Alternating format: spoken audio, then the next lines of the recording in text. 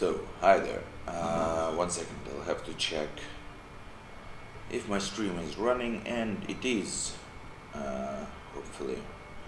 Wait a second. Wait a second. Yep.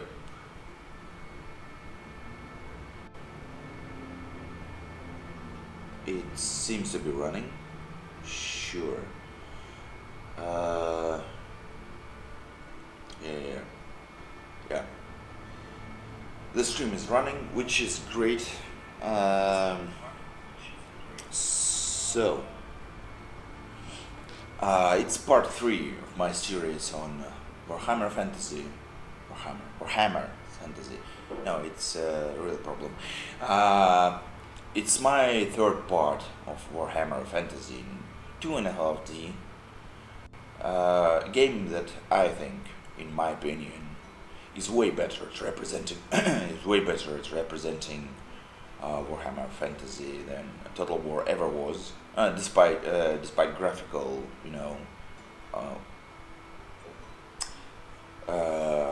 problems with graphical representation. So we're playing as Strigoi vampires, first and foremost, a faction that I think is not presented in Total War 1 through 3. Anyway, yeah. Let's just jump right in. So, we have 3 fortresses, 3 major points of interest for us. The one in the middle, which is fortress of the Strigoi vampires, which is a faction with actually tragic history.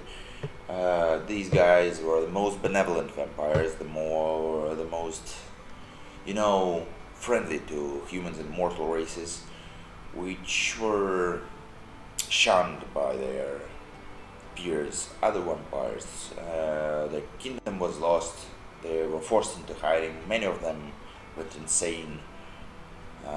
They're still regal, still very powerful, still wanting to come back. And these guys are friendly with ghouls, which is also nice. So yeah, we're playing first and foremost as Strigoi vampires, but this game allows us to dedicate new fortresses to other vampire bloodlines, which we did. And in narrative sense, let's think about this as resurging kingdom of Strigos, which where Strigoi come from, attracting vampires from other bloodlines to help them to build a better place for vampires, better than the shadowy corners of the earth they normally inhabited. So,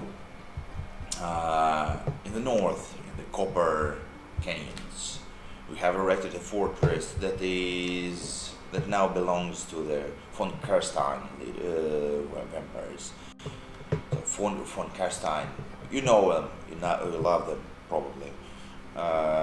This is the guys that fought the Empire so many times, and we don't have a true von Karstein vampire yet. I think we'll maybe have one soon to lead our troops, not now. So yeah, Copper Canyons are von Karstein, and these are the most feudal, the most classic vampires that have a lot of serfs, a lot of human, servants. And in this game, von Karsteins are cool. They're always cool, but the difference between them and all other vampires, they're human serfs. They have a religious oath to the vampire lords to serve in death again. So almost every human every human character, not even named character, every human soldier, when killed, rises again as a zombie and continues fighting for von Karsteins, which is, I think, is quite neat. For von Karsteins now are situated in a very precarious place. Yes, this is not only important mountain range, the Copper Canyons, which it is. They are going to have to fight for every inch of land and every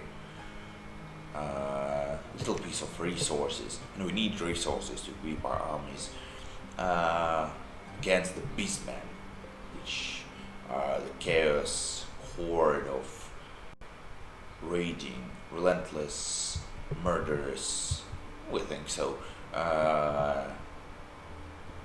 half men, half beasts that inhabit these lands.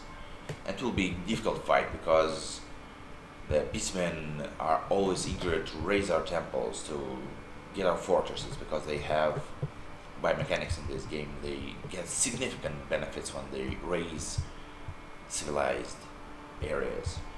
And in the south, as you can see, these red flags, it's the ogre kingdoms. You can see some ogres here. Yeah, ogres are problematic. This is the huge guys, the guys that also raiders, also uninhibited by mortals. They just eat. They want to eat. They want to party, and they are exceptionally brutal bullies. So yeah, even the little number of ogres is maybe a problem if you have nothing to kill huge guys. And hopefully, I'm very sorry for the sirens. I live near a big road, and sometimes we have ambulances here and police. Nothing to do, nothing I can do it now about this now. So yeah, we're pretty sure that we'll have to fight. We'll have to fight the ogres soon. So this is the reason we've established a fortress here. It's not a fortress yet, it's a palisade, it's a wooden fortress, but we're building a proper fortress here. But yeah, and here on the front line, with the future front line with the ogres, we have dedicated this fortress to the Lamia vampires, the female vampires. I think one of the first bloodlines, one of the oldest. I mean, all the bloodlines are more or less equal in age, because they come from siblings, real siblings, I mean human siblings. So yeah. These vampire women Lamias, they are powerful in magic, as most vampires are, but they're also very good at politics, intrigue, things like this. Their armies, for now at least, because we don't have a capital to dedicate to them, consist of human mercenaries mostly, some conventional heavy cavalries, and some ghosts, which we'll look into later if we can. No, why later? We can get some ghosts now. So we have assassins, we have spies, we have human pawn swords, which can earn the right to be a vampire, and also have the one we're hiring now. We have banshees. It's a murderous ghost that can kill with the sound of its voice, and it can not only be used in the battlefield but also as an assassin. And that's why I'm hiring one. It takes a lot of time, but I want to, behead ogres as soon as they can, because in this game an army without a leader routs immediately, and I don't think ogres will have a lot of leaders, and I think that maybe a ghost that can kill with the sound of its voice is quite a good tool to destroy an ogre commander or even an ogre mage. if such things indeed exist. I think they do. I mean, have to have some magic, right?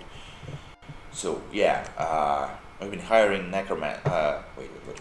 Before necromancers, we also have an avatar, or which is probably not long for this world, but still, we've hired a true Strigoi, the guy that retained his sanity uh, despite not decades, despite uh, centuries of being deprived of his right to rule, deprived of any human connection, that had to hide in the darkest hiding places, in the cesspits and sewers. So yeah, we have a true Strigoi. We wasted 3 months waking him up. So yeah, this is Anton, the true Strigoi, which is my avatar from the time being. The guy I'm narratively involved in because he shares my and his name is randomly generated. He shares my actual name, so why not? I wasn't planning to have an RPG here or any role playing experience, but sure, why not? Let's have it.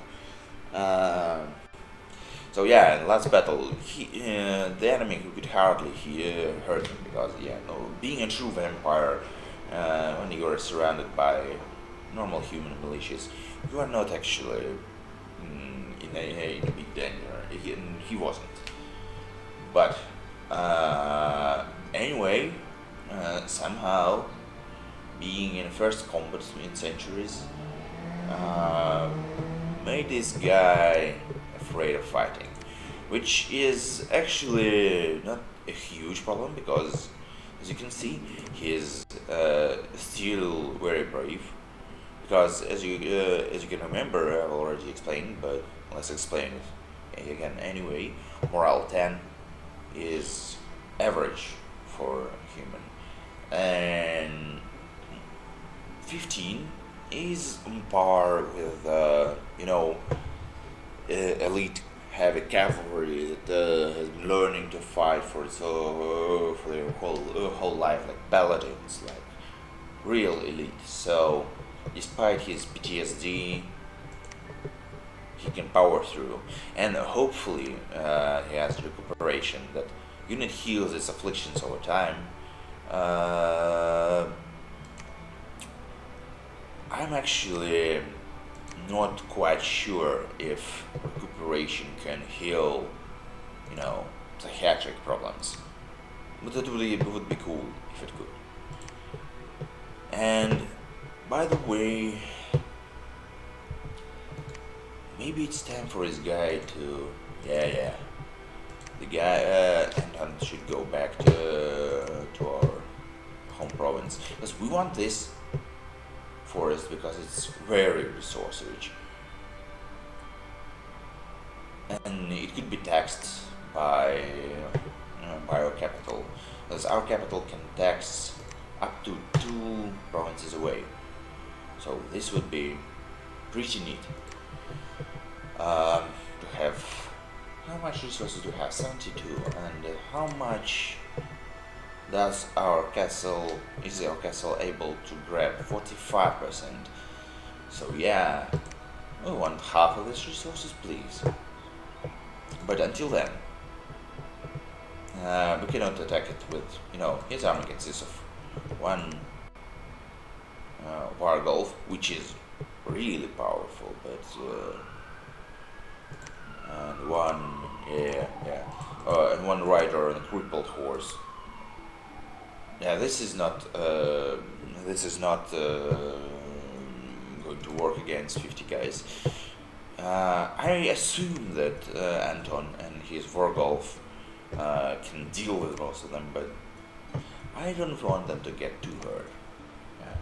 So at this time we're at late fall of the year one, and the year one is a little bit deceiving because the first year in the game is year zero. So so it's the end of the second year of the game, and I think we should. Wait a minute. So we were hiring necromancers in our capital, and this is all well and good, but I think, yeah, I think we'll have to postpone hiring necromancers for some time, and let us hire Strigani mystics, at least one of them. The point is, we don't actually want astral magic. We don't care about fortune teller trait. Fortune teller trait is ability of a unit to foresee negative event that will happen in the province and maybe prevent it. And Strigani being, reminiscent of gypsies, or stereotypes about gypsies, and yeah, they have fortune tellers, and fortune tellers can do this. Uh, we don't need any other magic path she could get, but we need her priest level, because here near Ogre Kingdoms, in our Lamian, fortress of Sabre, I think it's read like this. I want to build a temple here, not only because I want my sphere of influence to grow, which would be great, uh, but also because we need this temple to hire other priestly units, like humanist prison, humanist high prison, and this actually in the lore, priests. Why am I saying prisons? Priests. Humanist priests. It's actually a fun thing. The Lamias uh, pushed out of their lands historically Sigmar and other common human faiths, and replaced it with the cult that says having vampire lords that are not fickle and very rational, and quite substantial. I mean, you could see them, you could talk to them, is way better than having some deity that you cannot be sure about. And they promote human, human priority. Humans being the first thing you should care about, and they are also good at rooting out other faiths. So I maybe want this. I'm not sure. I would maybe want these guys in the south, because I'm not too afraid of ogres forcing their belief system on us.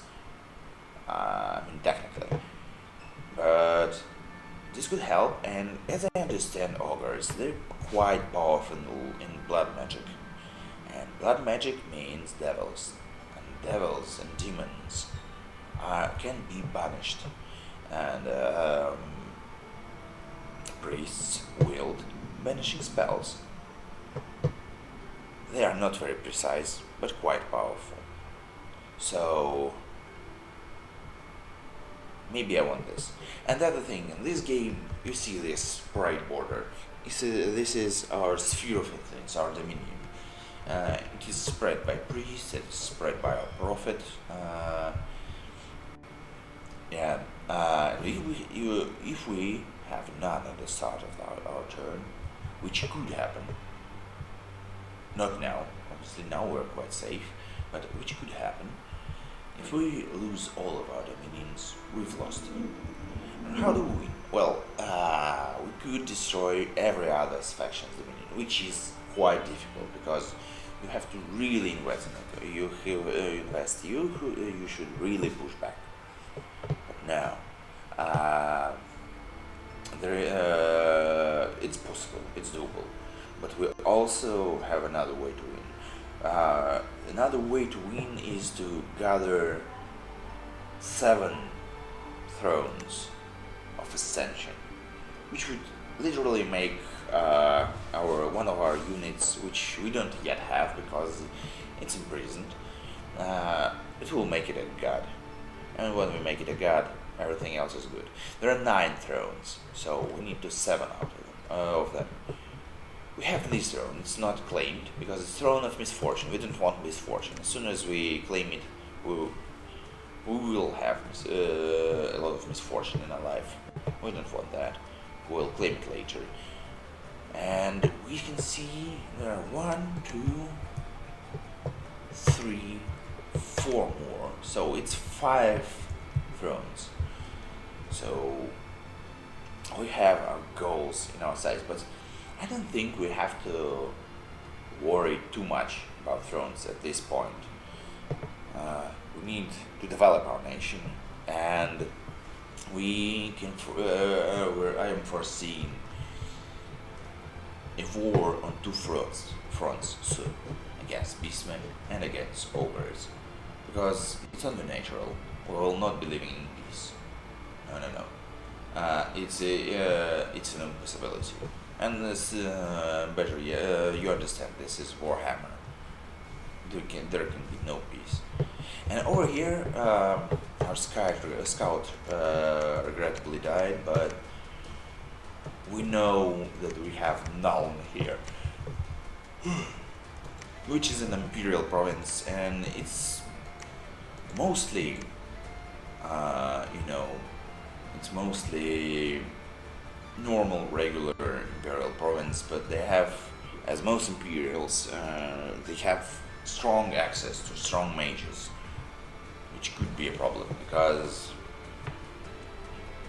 we don't have a lot of powerful mages at the moment, except for true vampires, and that's not enough.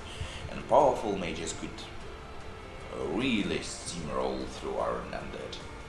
At least through weaker undead, which we use as linebackers. And then they have steam tanks available to them. And we don't have a good way to deal with steam tanks yet. Because they're tanks. They just trample over, they just run over little guys. And they are armored. Oh, so very armored.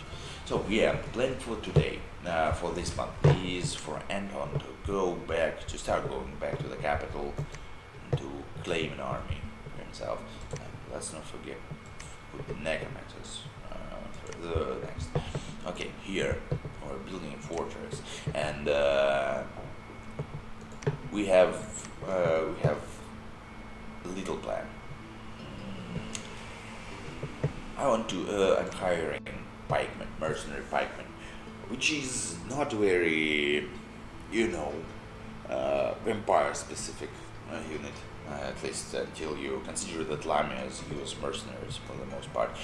I think long pike can help us, long pikes, I guess, can help us weather the ogre charges. Because in this game, if you have a longer weapon than enemies, and the size of the unit is also put into consideration, you can prevent them from hitting at all, because you have a long weapon, you keep them at bay, you don't let them come. It doesn't work that well against our undead, because after the contest check with weapon lengths and attack skills and defense skills, it counts a morale check. So undead always win the morale check, so they come anyway. They don't care if they will get hit, they need to get the enemy. Ogres, on the other hand, I'm not sure they are very brave. So maybe a good pike hole could deter them from smashing into my units, or at least smashing effectively. Okay, and we get some ghosts. Ghosts are fun. I didn't try menacing ghosts. So we're attacking the ogres here because we need to start. If we do not get the initiative, if we didn't start this war first, we'd have to fight on the ogre turns, and it would be not too smart, I guess. Uh, so yeah, and here we have our prophet. And prophet is basically a very strong priest, which also has um, some, powerful holy spells available. Uh, so yeah, we have our prophet Orphan Eater, which I cannot stop talking about this. It's a horrible name. I mean, yeah, you can human eater. That's bad. Children eater. Okay, that's worse. But orphan eater. What makes you choose these victims? Well, even if you do not do this, why? Why do you use this name? Well, it's terrifying, and yeah, it's terrifying. So maybe it is indeed good. I'm sorry. Maybe it's really a good name to terrify your enemies. So yeah, it has quite a substantial army, if not quite impressive. It's not impressive. It's just 110 skeletons with different weapons. Have 6 skeletal riders, and to finish this off, I have 2 crypt horrors, which are actually quite powerful. Yeah, I'm not actually sure. I think we'll have success here because it's not a horde; it's a small warband of beastmen. But my concern is that once we deal with these guys, beastmen will quickly amass a new horde. But anyway, till then, let's attack here. And the mechanics of this game work this way. We give orders for battles and for strategical movement before the turn is rendered, and all the turns in the game from forever faction are rendered at the same time. So there's that. We don't know what the enemy is planning, and they're almost as how do I say it? They are not defenseless when it's during my turn. In normal turn-based games, you go. The system is called I go, you go. Yeah. Now we doing what is called we go. So we're going at the same time. Yeah. And we have a fortune teller here looking for magic sites. We have necromancer here looking for this death sites, because we need these gems. Gems represent magic resource which you can use for rituals and powerful magic that could be cast in battles. So yeah, it's a good idea to have some guys looking for hidden magical places, and we've already discovered 2 magical tombs that which generate some death magic for us. Oh yeah, I think that's all for now. Now we also have Thomas, which is a blood dragon, which came to us despite we don't have the fact that we don't have a fortress dedicated to the blood dragon lineage. Yeah, and he has a small contingent of grave guards with him, which I think is not enough to punch through reasonable defenses. So we will bring him here to the Lamian castle, and we'll see what we can do later. And let's also look at our magic research. We are finishing up, I think, on construction 3 in our magical research, which is quite important, I think, because we will have access to forging more magical artifacts, which is Hopefully, which will hopefully help us outfit our true vampires, because as they are very, very good at fighting, very good at fighting, and they have great staying power, but their weapons are mediocre, to say the least. And armor, it's just normal armor. It's good armor, but it's but it's nothing to write home about. So we want them to survive, especially Thomas, because he's a berserker. If he's hurt, he will just go. There is no stopping him. He'll just try to kill everyone. And we also want to, outfit Anton, because he's fighting with his bare hands. And Vostrigoi, yeah, this is maybe not that bad, because his claws are powerful and also have paralyzing poison. Yeah. Uh,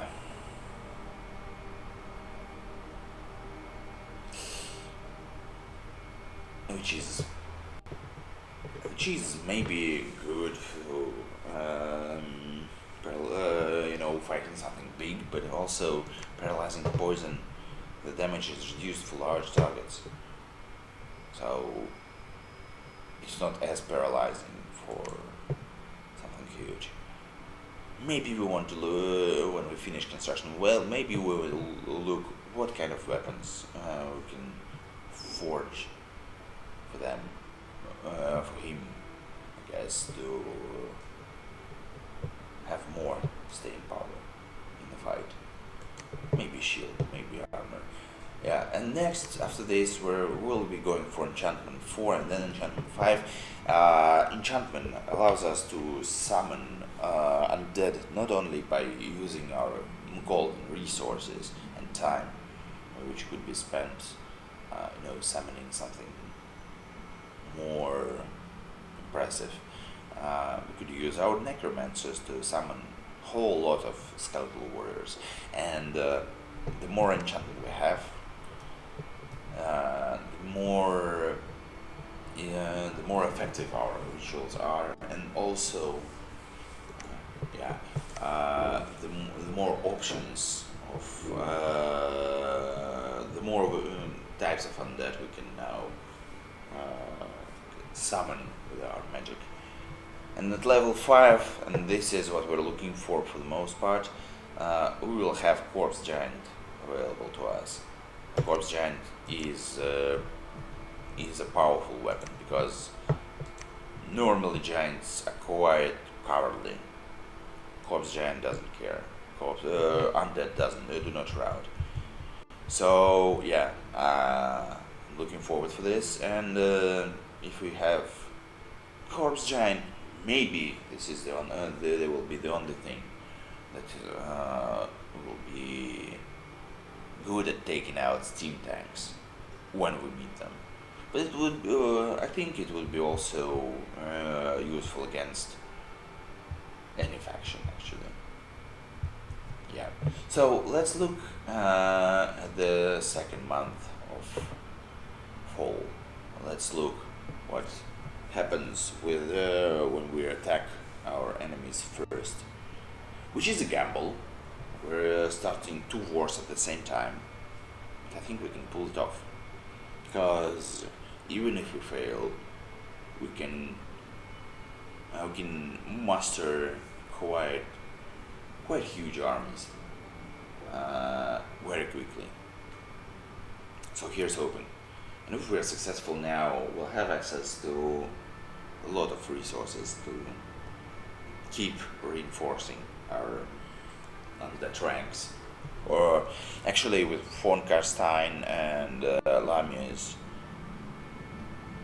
our ranks are more living than ever. Actually, Reclamation from Nuln. Okay, they did get their prophet killed, and a few turns back, it seems that they now have a new prophet, which is state captain. Okay, I'm not sure I care about this, but oh no,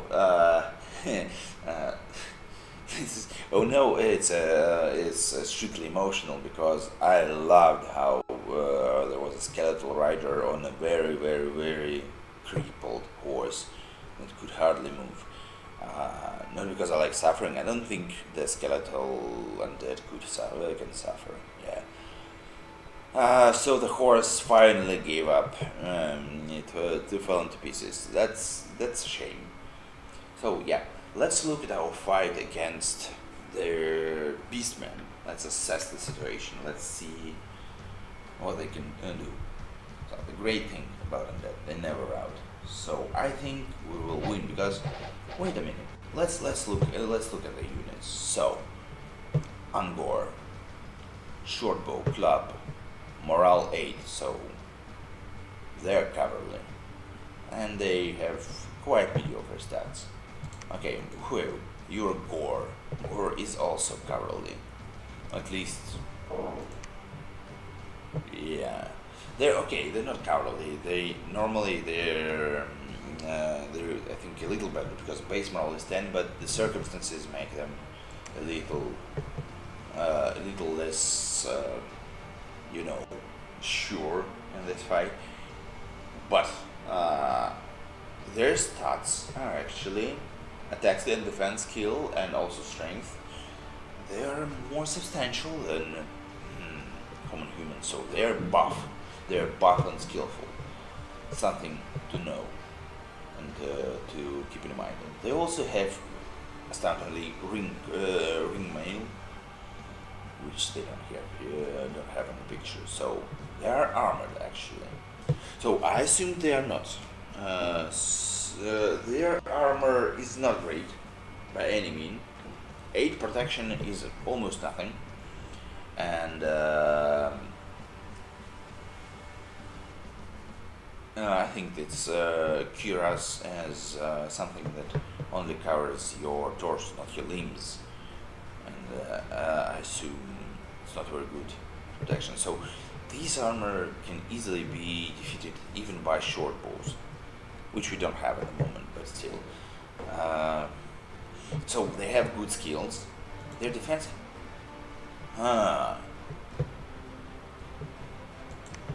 So yeah, it seems they're quite easy to hit and to kill, but if they reach your ranks,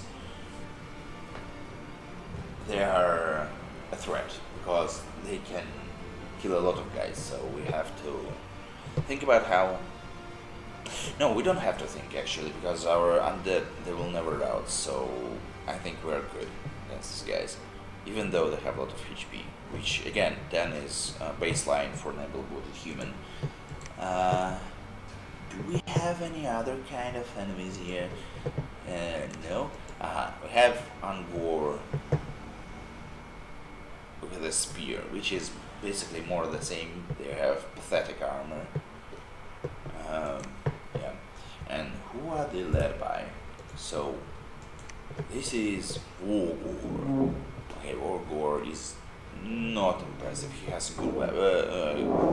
No, it's not good. He has medium armor at best, with his head protected. He's good at sinking his axe, but I think that's about it. Yeah. That's about it. Okay. And what is this? Because I wanted to understand what this is for a long time. I've seen it from a strategic map, but you cannot look at enemy units for a strategic map. Let's see. The territory in which Beastman tribe hunts and Red is referred to as its blood ground. The tribes will often mark these grounds with crudely doubled symbols and runes and large stones, although they are not to be confused with the mighty herd stones around which they center their worship, and which are hidden in the deep recesses of the wilderness, where outsiders dare not venture. Loot and plunder from the beastmen raiding is gathered together in these markers to be transported via the secret beast paths back to herd stones, or else divided immediately among the warriors of the tribe if new weapons are needed.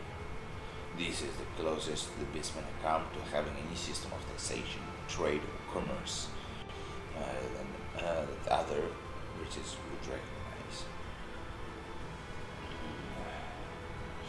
So, so there is nothing special. It's just a stone that allows them to tax the province, even if they have no path that can be traced to the friendly fort. So it's good to know.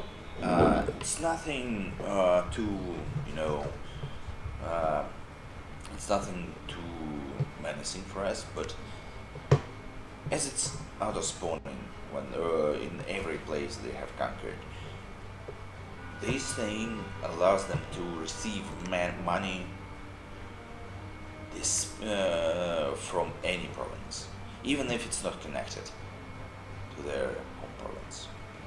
That's good to know.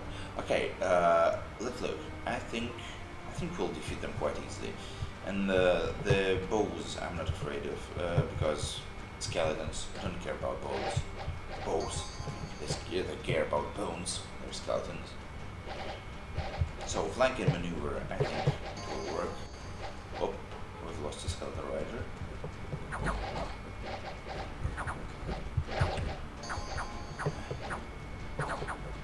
So here we go. The gores. Yeah. The gores start dying. Our skeletons pouring in. They cannot be held by 3 gores. The creep horrors, yeah. This creep horror, what's wrong? He's not as strong. I think he's strong enough. Yeah, the skeletons will kill their world leader soon. Hopefully. Yeah, and without leaders, the enemy muster out, I think. Yep, here we go. So our first foray against the Beastmen was successful, but I'm sure we'll have problems later. Now let's see how we did against the ogres, which I assume there was not too many. There are some ogres. Okay, so ogres, as you can see, a lot of HP, not a lot of protection, and morale is, yeah, it's a little better than an average human. Mostly buffed by being in the place that has their influence, and it's also their home province. So yeah, they have no defense skill to speak of. Seven is like it's. I don't think they can parry anything. So let's look, and they also have Gnobler. This is Gnobler, yeah. These guys are cowardly, they can fight for shit, they have daggers, which is also awful because they cannot, they are easily repelled, and they can throw metal bits that do almost no damage, so I think, yeah, Porgulfs engage, then Black Knights engage, and then the ogres should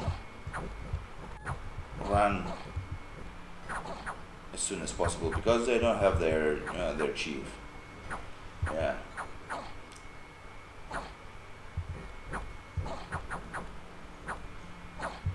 And yeah.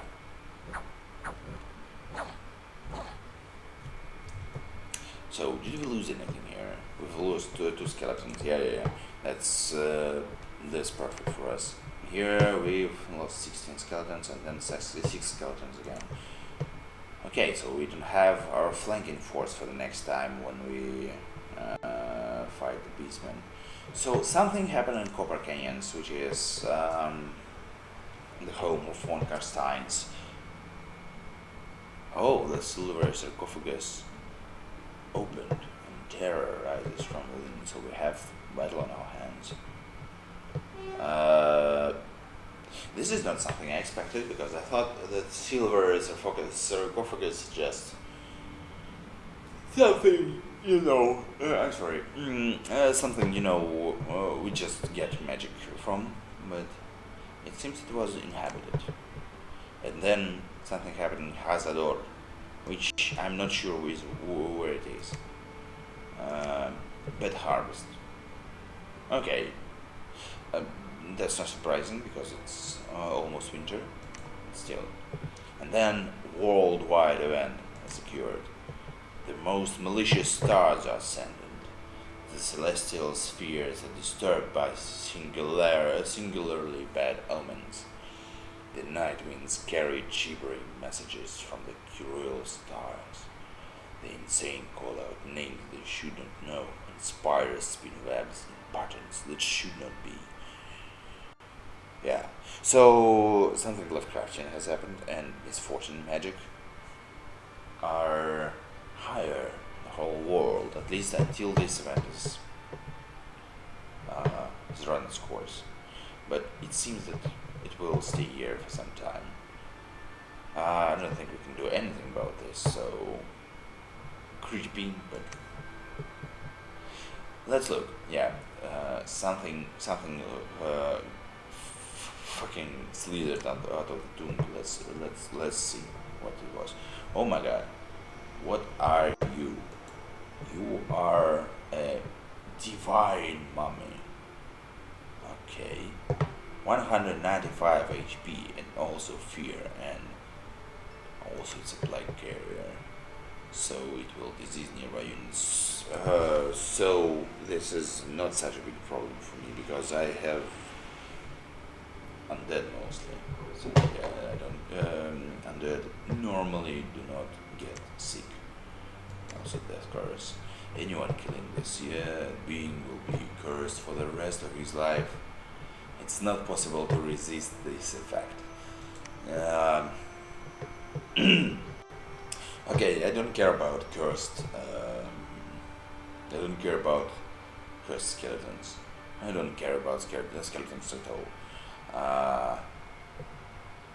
So, divine mummy is a dead god or a giant. Yeah, there is a little bit of difference here between god and giant. But okay.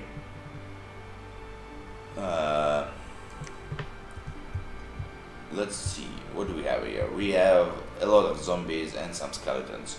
So normally I'd say this army is not too good, but this guy doesn't have a lot of defense skill and he has no protection, so he will never run. No, he can run actually. 30 means that he will only run when the army runs, while our skeletons will never run. So let's look what we can. I think our skeletons got this. I think they can banish this dead god. And also our revenant necromancer, which are responsible for the law and order in this part of the world. They can also summon some more skeletons in case we, run out. So, yeah, what is he fighting with? He uses his strangulation. I don't think it works it should work on the skeletons, but he's strong enough to just break necks. Wait, what is this? It's a cloud effect, okay. So yeah, our skeletons are going to make short work of him, because he now also has 2/3 of HP and these, 2 turns. Sorry, dead god. Dead people are stronger. Apes strong together, I guess. Now, construction of fortress in Siberia is completed, and it's good. It's good because the palisade, the wooden fortress, it doesn't collect a lot of resources from the neighboring provinces, while the fortress does, and it's also way more. I'm sorry, yet again, something is wrong. I'm yawning all the time. Maybe I didn't sleep well. So yeah, we'll have a little more money, little more resources for the Lamias to prosper. So, did the sarcophagus change? No. The effects of the sarcophagus are the same, basically. Well, let's look around. What do we have here? We have a substantially bigger horde than, than what we fought now. So this is menacing. 180 Angor Raiders, Gores, Chaos Warhounds, okay, and the Bestigores. And then 6 chariots. Okay, chariots are a problem. The thing with chariots is they trample. And trample foregoes most of the things. It can obviously only trample units that are smaller than them, but I think most of our skeletons are smaller than a chariot. And the problem with this is that I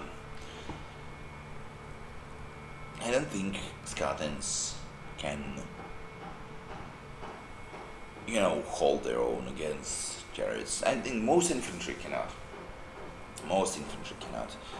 And it can be argued that skeletons are even better at this than any other kind of, infantry, because they will not rout, because half of them has been run over in one turn,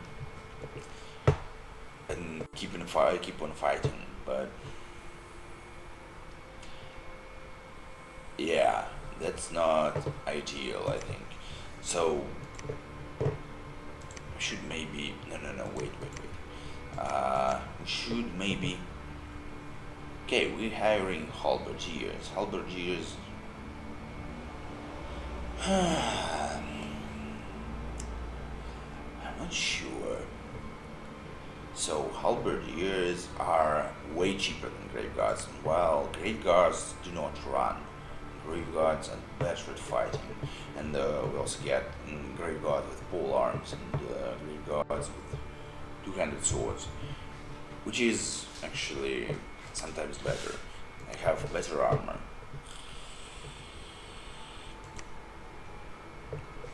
But the halberdiers, as most of the soldiers of von Karstein again, become zombies on death.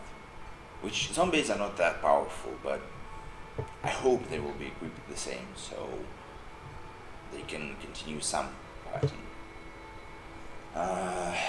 So what can we do with the chariots?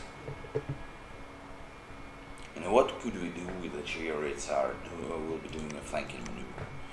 So yeah, let's do this first. Let's tell our guy to fight closer to his infantry, so in case the enemy is flanking, he will not be caught alone. Now, do we want von Karstein?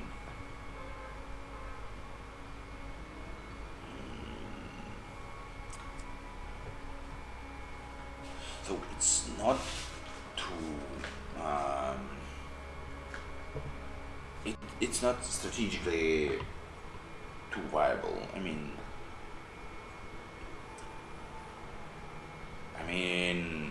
von Karstein by himself will not win us this war or combat, I guess. But maybe we need one. No, maybe we want. No, this is a high priest. This is not necromancer. Maybe we do want a necromancer, master necromancer. Just so that he can spam skeletons, even when the chariots are running over the other guys. I don't think we need a master necromancer for that. So yeah, let's get von Karstein, I guess. What for? For the leadership. Sure. Can our necromancers lead undead troops in any significant number? They do, they can. So let's hire more necromancers, because we want to push these guys. We want them. Do we have any undead here? No. We have Sylvanian Levy. So yeah, let's wait a second. Did we get construction 3? We've got construction 3. So let's first look what we can forge now. So these guys are only good at death magic.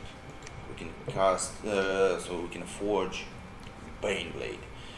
Baneblade is meh, because it does decay. Decay makes an enemy age quicker.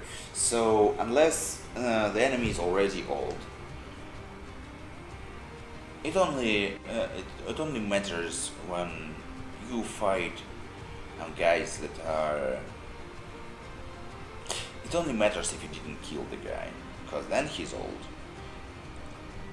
It takes, even with quickened aging, it takes too long for it to affect the enemy. And if you hit the enemy, he's already hurt. You can finish them. So this is a weird weapon. Maybe it's good for, assassins. Assassins, yeah, this is good, because even if you didn't kill the guy, you make him weak. So this is also a Baneblade, I assume. Yeah. Now, Black Bow of Botolf. This, very precise bow that gives the enemy Feeble Mind, which wrecks mages, wrecks leaders, which is again good for assassins and for in cases when we have to fight a single enemy, which is not something we're concerned about now. Shields, no armor, nothing. What is this? Champion's Skull, gain experience. This is not a lot of experience. So no. Then okay guys, you should maybe grave guards are better than just skeleton army. How many skeletons do you summon for 2 games in a month? You summon 12 grave guards. 1 for 1, 5. Something to think about. Sure, we have an alternative. We can summon zombies. We can summon zombies in our neighboring province. Not most of the ritual spells summon your undead in the same province we've casted. But now we can, with this, which is kind of new, we can summon 46 zombies, which are weak, but they don't run, as I already said. 46 zombies per ritual, and we have 2 necromancers, so we could summon 2 zombie throngs here. Zombie throng. What is the throng, by the way? It's like a little mob. I would not know. So you were here, so you cannot preach. Why you cannot preach? Just, you're a prophet. Why cannot you preach?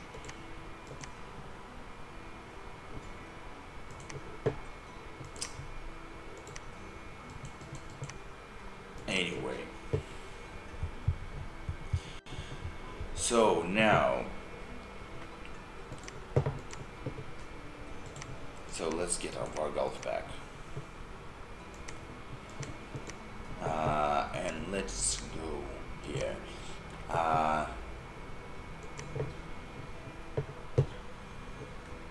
Let's get a little more dead here. Okay, that's a little bit too expensive for my taste. Let's go here. Let's research. We're still waiting for the Banshee. And we've conquered the province from the ogres, and we can now press our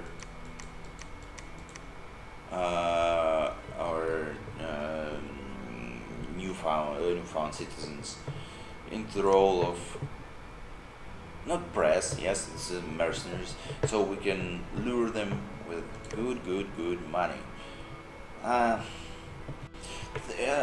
I'm actually thinking defensively here, which is not the smartest thing to do, I think. But no, it's not that bad. So the pikemen could be good at, as I've said, and defending against ogre charge, which they would charge regardless of if they are on offense or on defense. But it's just interesting. Yeah, but there is a but. I don't think these guys will be good at eliminating ogres, because pike has how much? 17 damage. Okay, pike is great because it's way more damage than the ogre protection, and it's also piercing weapon, so the armor is reduced by 15%. So yeah, maybe they are good at eliminating ogres. We'll have to look. I'm also considering getting skeleton archers, which is, funnily enough, it is Lamia specific unit. They are not very precise, no, but they do enough damage to, at least cripple some ogres. And it's actually a good tactic too, because even if you cannot kill ogres from range, if ogres are suffering from a lot of wounds, if they have a lot of problems when they're limp, when they have chest wounds, if they have lost eyes, things like this. If they are hurt when they approach your ranks, it's good. It's all good. Even if you couldn't kill them or rout them. But we have a problem with this because archers, especially with low precision, do a lot of friendly fire. So it works well in three cases. It works well if you don't care about archers and you can, put them in front of your army. And this is the case, I think, with skeletons. I do not care if they survive or not because they are so cheap, for the most part, and they will never run. So yeah, this could work good. So they cannot do any friendly fire because they will be in the front. The second case is, it would have worked if we had, most of our army made of other skeletons. Because skeletons, as you can understand, they half the damage from any piercing attack. Because they, again, don't care. You can shoot your short bows at your skeletons for days. Okay, sometimes they die, but I don't care about 2-3 skeletons dying from friendly arrows. And it's way less anyway than human, counterparts would. That's a lot less damage, a lot less important damage than would be inflicted by friendly fire or friendly units. And the third case would be if I had a lot of strong protection. So, for example, these guys, which have good armor, I wouldn't care if I was firing short bows in them, although this is not a short bow, this is composite bow, which is actually not that much better. It is more precise, but not better, not a lot better in damage. Yeah. So I wouldn't care too much if they were fighting, in the shadow of a few volleys of arrows, because most arrows would not hurt them even when they hit friendlies. But the pikemen I've invested in, their protection is not that good. It's okay for some, applications, but I think my own archers would have decimated them. and they don't even have shields, so it's even worse. Yeah. So let's not get archers for now, because it's yeah, it's cheap, but I don't think it would have have decisive effect. So now, what do we have here? What do we do here? No. Okay, this is still good. I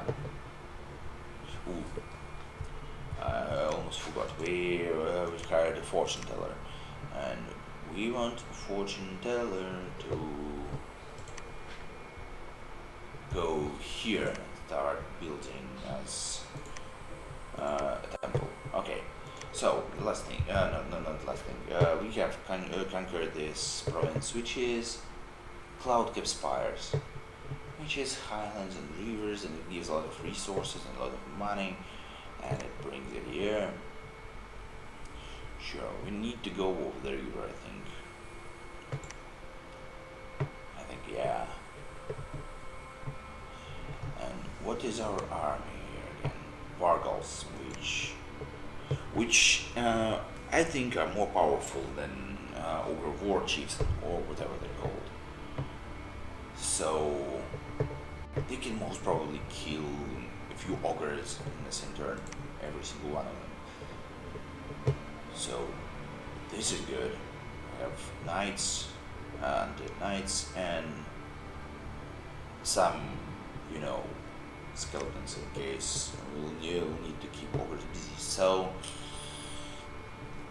I don't know anything about these two provinces. So, well, we have our this river frozen because it's winter now, right? Yeah, that's early winter. So maybe we could go here. And the idea is we could either have a pitched fight with the ogres and eliminate their I assume the most numerous warband in this part of the world, or provoke them to attack, which would be also great. Because I'm pretty sure this army could deal with 40 ogres, even if there are pit fighters. Pit fighters are awful. Pit fighters are insane, berserking ogres that have their arms cut off and they have blades sticking out instead of their arms. And I think they're sacred, so they get sacred paths here.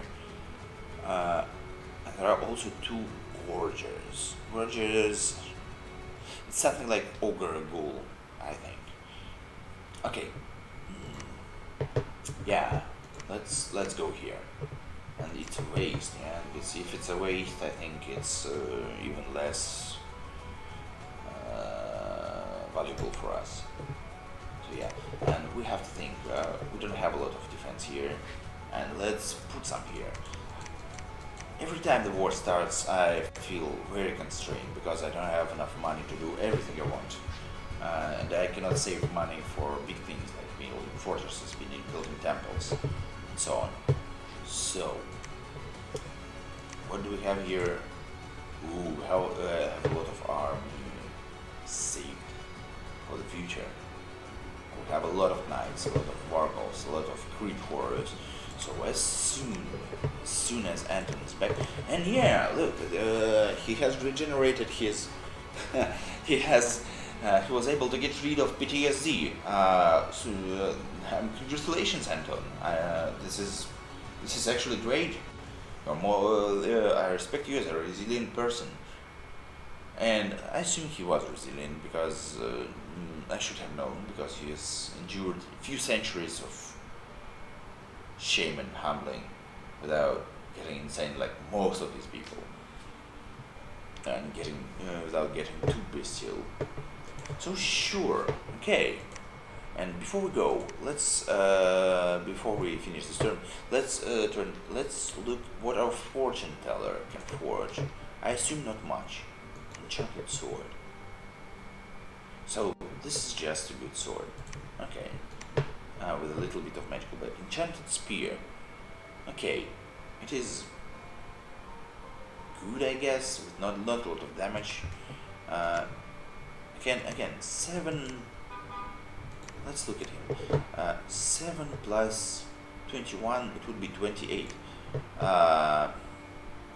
This is actually a lot better than having poison claws. But yeah, she get to move. She has to move. She has to move here. We need the temple here. But for this, yeah, I want to look.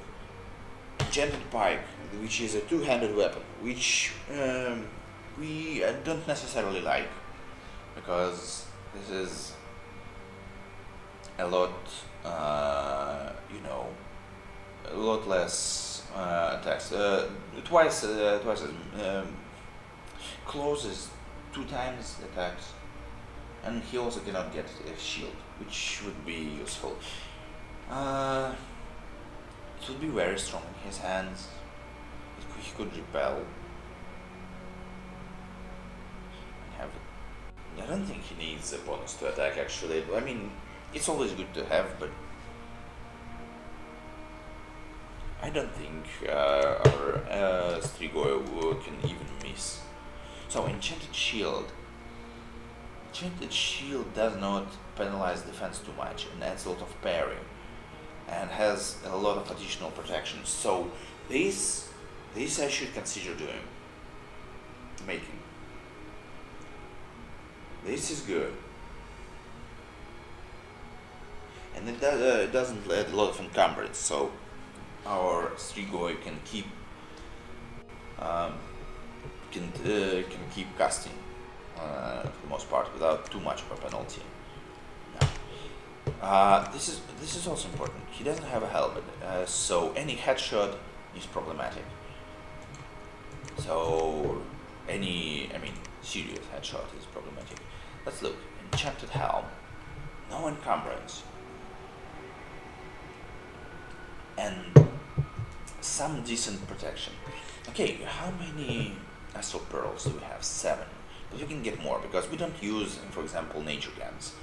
So we could, and we are not using glamour guns. Glamour is like illusion for the purposes of this game. Okay. Enchanted ringmail. No, we don't want this. Our Strigoi has a better armor. What is this? Rabbit foot.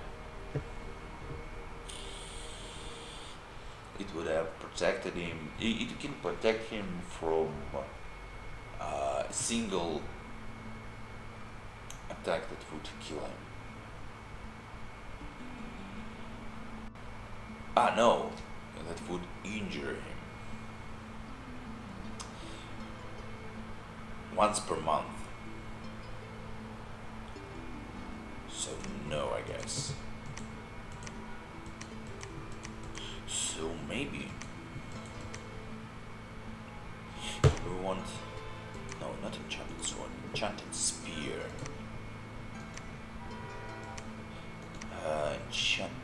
Do we want enchanted spear really?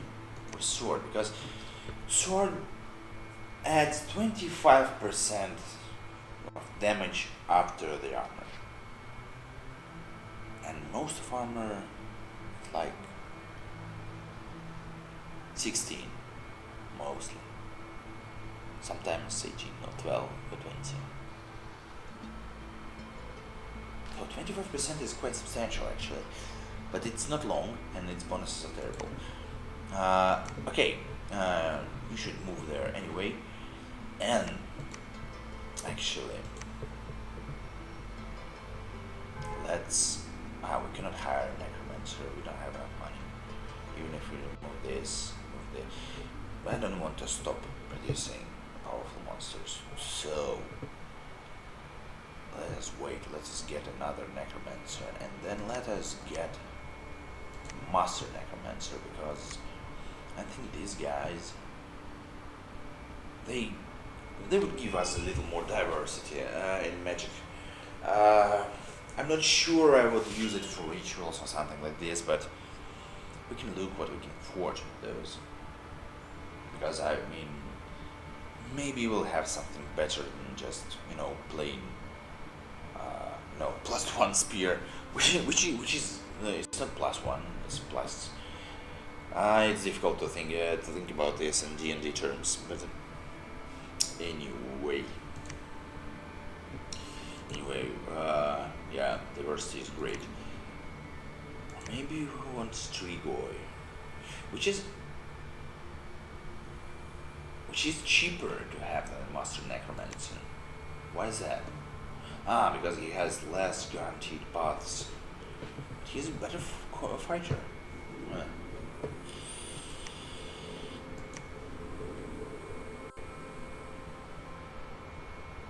he's not as a as good researcher, and he's also insane. Okay.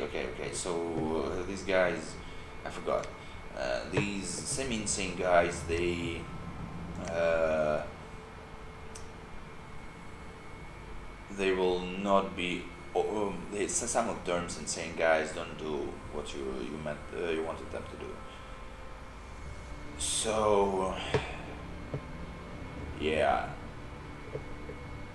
and also he has these Earth's magic is okay for forging, but it's for mostly for generic things, and the nature magic focuses mostly on poison and things like this. So I don't think it's a good way to go. Okay, so next time, Master Necromancer. I think we're done for now. I'm a little bit anxious and maybe hyped up because I think this war host of a little horde of beastmen will attack. Almost sure. Okay, let's add a little more zombies, a little more skeletons. Always good to have. And then we're summoning almost 100 of zombies. Yeah, almost 100.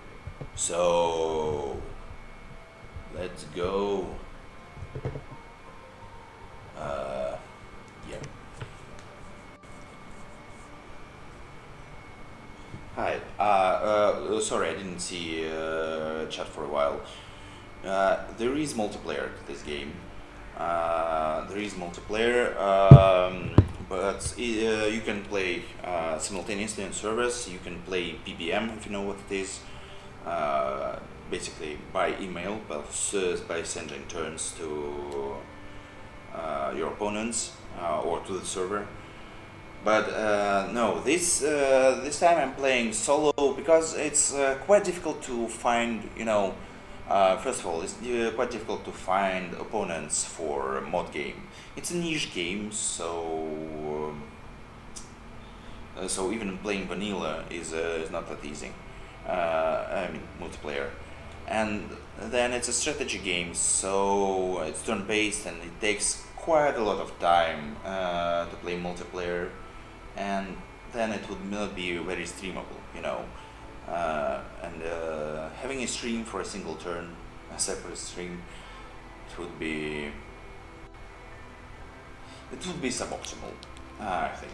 I want to showcase the mod. I want to showcase the game first of all. So I'm playing single player, but this mod gives a little more. It makes the AI in this game, which is not stupid per se.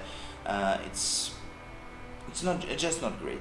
It gives it a little more resources to play with. It feels smarter. It feels more competitive. And in this game, I am playing against difficult AI, which is not a better AI. I think it just gets resource bonuses, which would make this game a little more fair. I hope. Yeah, so we've cast zombie throngs, which again, throng. I suppose it's like a something like a small mob, because this word is not familiar for me. So no magic sites. Some skeletons fell apart, no problem. And the ogres attacked us. Let's look. Um, so they attacked our provincial defense. So they attacked our skeletons and zombies. And actually, when ogres are so numerous, I'm not sure we can deal with them. They have this, yeah, they have this ogre ghoul basically flanking us. So this could be a problem because our revenant is not that combat effective, and even fighting this single guy could spell his death. But skeletons to the rescue, and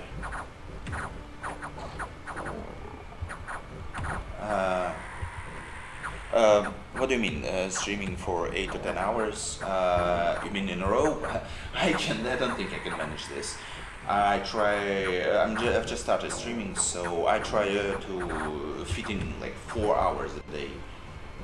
And well, I was a little bit distracted. I think our undead, yeah, dissolved because the only necromancer in our army is killed. So yeah, the ogres decided to attack our mostly undefended province. So this was to be expected, but I hope we can hopefully push back soon. So we on the other hand have also attacked ogres, and I assume we. Yeah, I think we will be able to kill them. Let's just skip this. Let's look. Yeah, we didn't lose anyone, and I don't know who Nobler killed, but we have maybe one of their own. They've been maybe flinging their shit and killed another Nobler, which I don't really care about. And the thing I care about is that Beastmen didn't attack us, which. Maybe they are scared about. They're scared of a horde of skeletons and zombies. Maybe the AI just doesn't understand what is threatening and what is not.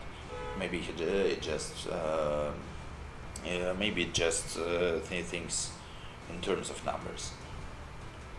Or maybe it's smart because I'm not sure that a lot of barbarian beastmen can punch through a really big line of skeletons, because again, skeletons do not run, and it's our big. I'm sorry about the sounds. I have the window opened. It's our great advantage against our enemies. At least until we meet Nehekhara or something like this, then it will be long slugging fights. So what do we have here? We found some astral pearls, which is good. As I have stated previously in other streams, astral pearls are great because even if you don't use astral magic, they're the most cheap to convert into the other games, the other magic that we want to use. And then something happened in the Forest of Fallen Leaves. Some reason a cloud mage has joined. Okay, so where is he? Oh, this cloud mage he's. Yeah, I mean, it's magic that we do not usually have, but one. How much do we pay him? 52 gold a year. Okay, it's kind of. It's not a lot, so we will not get rid of him. Okay, he can go here, and we'll look what he can forge, because as I've said before, we need money to well, not money. We need artifacts to give to our vampire lords, because vampire lords without magic artifacts they're good, but they could be a lot better. So why do I have no money? What did I do?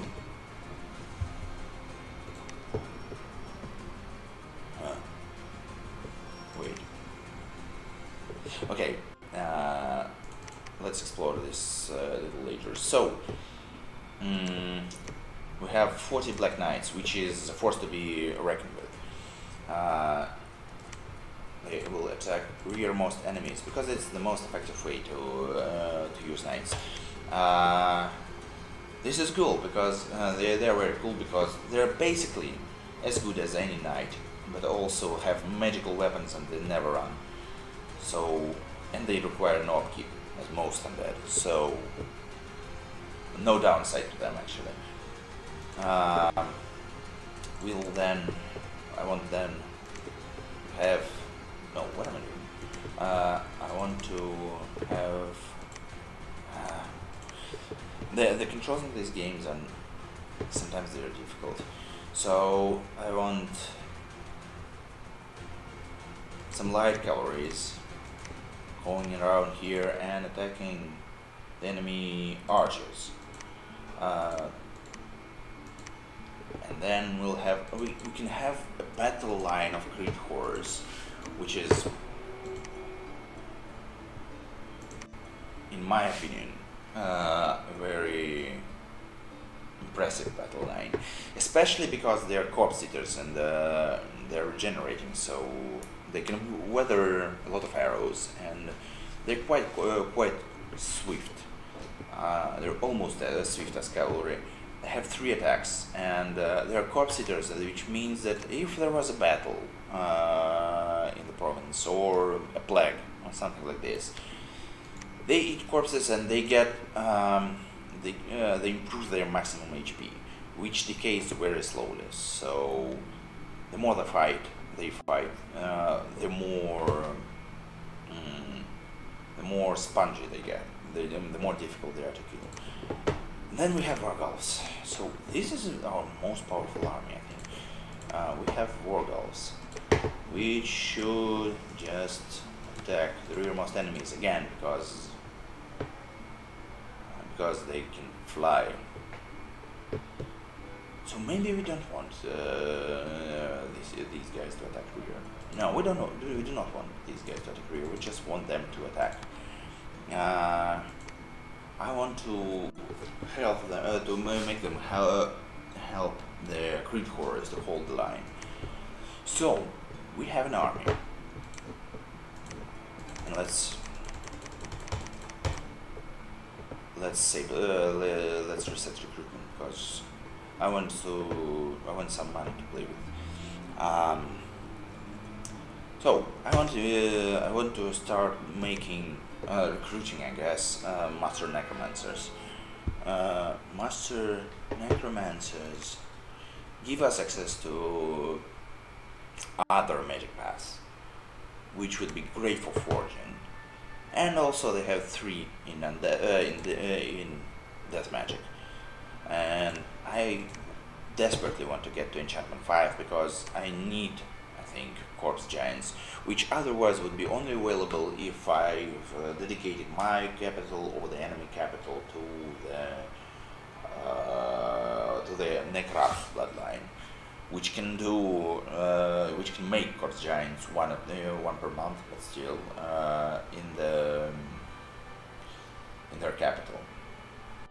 But I have no such option because again I don't have a capital to spare because I haven't conquered any yet, and we've started with Trigoi, and this is not a good sign because, as you can imagine, as you maybe know, this is a flag of orcs, and we have southern orc greenskin tribes here.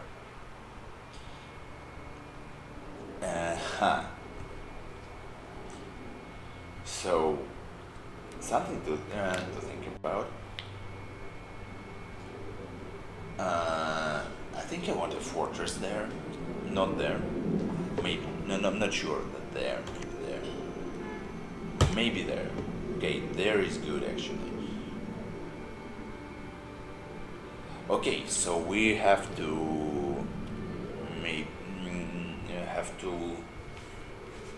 raise the orcs for this province, and it has a throne anyway, and we need thrones to win this game. So maybe it's a good idea because I know there is a hell lot of resources lot of provinces nearby. I don't know about this, but which could generate a lot of resources. So maybe we'll build a fortress here, and maybe we will give it to the blood dragons, because with so many resources we can hire a lot of heavy cavalry, and heavy cavalry, I assume it's very good at countering orcs, because I don't think normal skeletons will do good, and armies like these, armies like the one we gave to Anton, I think we can only make them in capitals, and again we only have our first capital for now. So okay, this is decided. This huge army is going to race the orcs and maybe push them out. And what do we want to do? Because we don't have a lot of money. Why don't we have a lot of money? So they've decided to go away. They're scared. There is less of them now. Okay, this is strange. No, it's not very strange. Just... I don't know what they're planning. And if they're planning anything. Most of all, I think I want these two provinces, because it's forests, and the forests tend to give us a lot of resources. So you may remember that we had a lot of more resources here. The thing is, they are just now here because the capital is taxing everyone. So, and maybe we want von Karstein because we want to have more armies, and I don't think we. I think we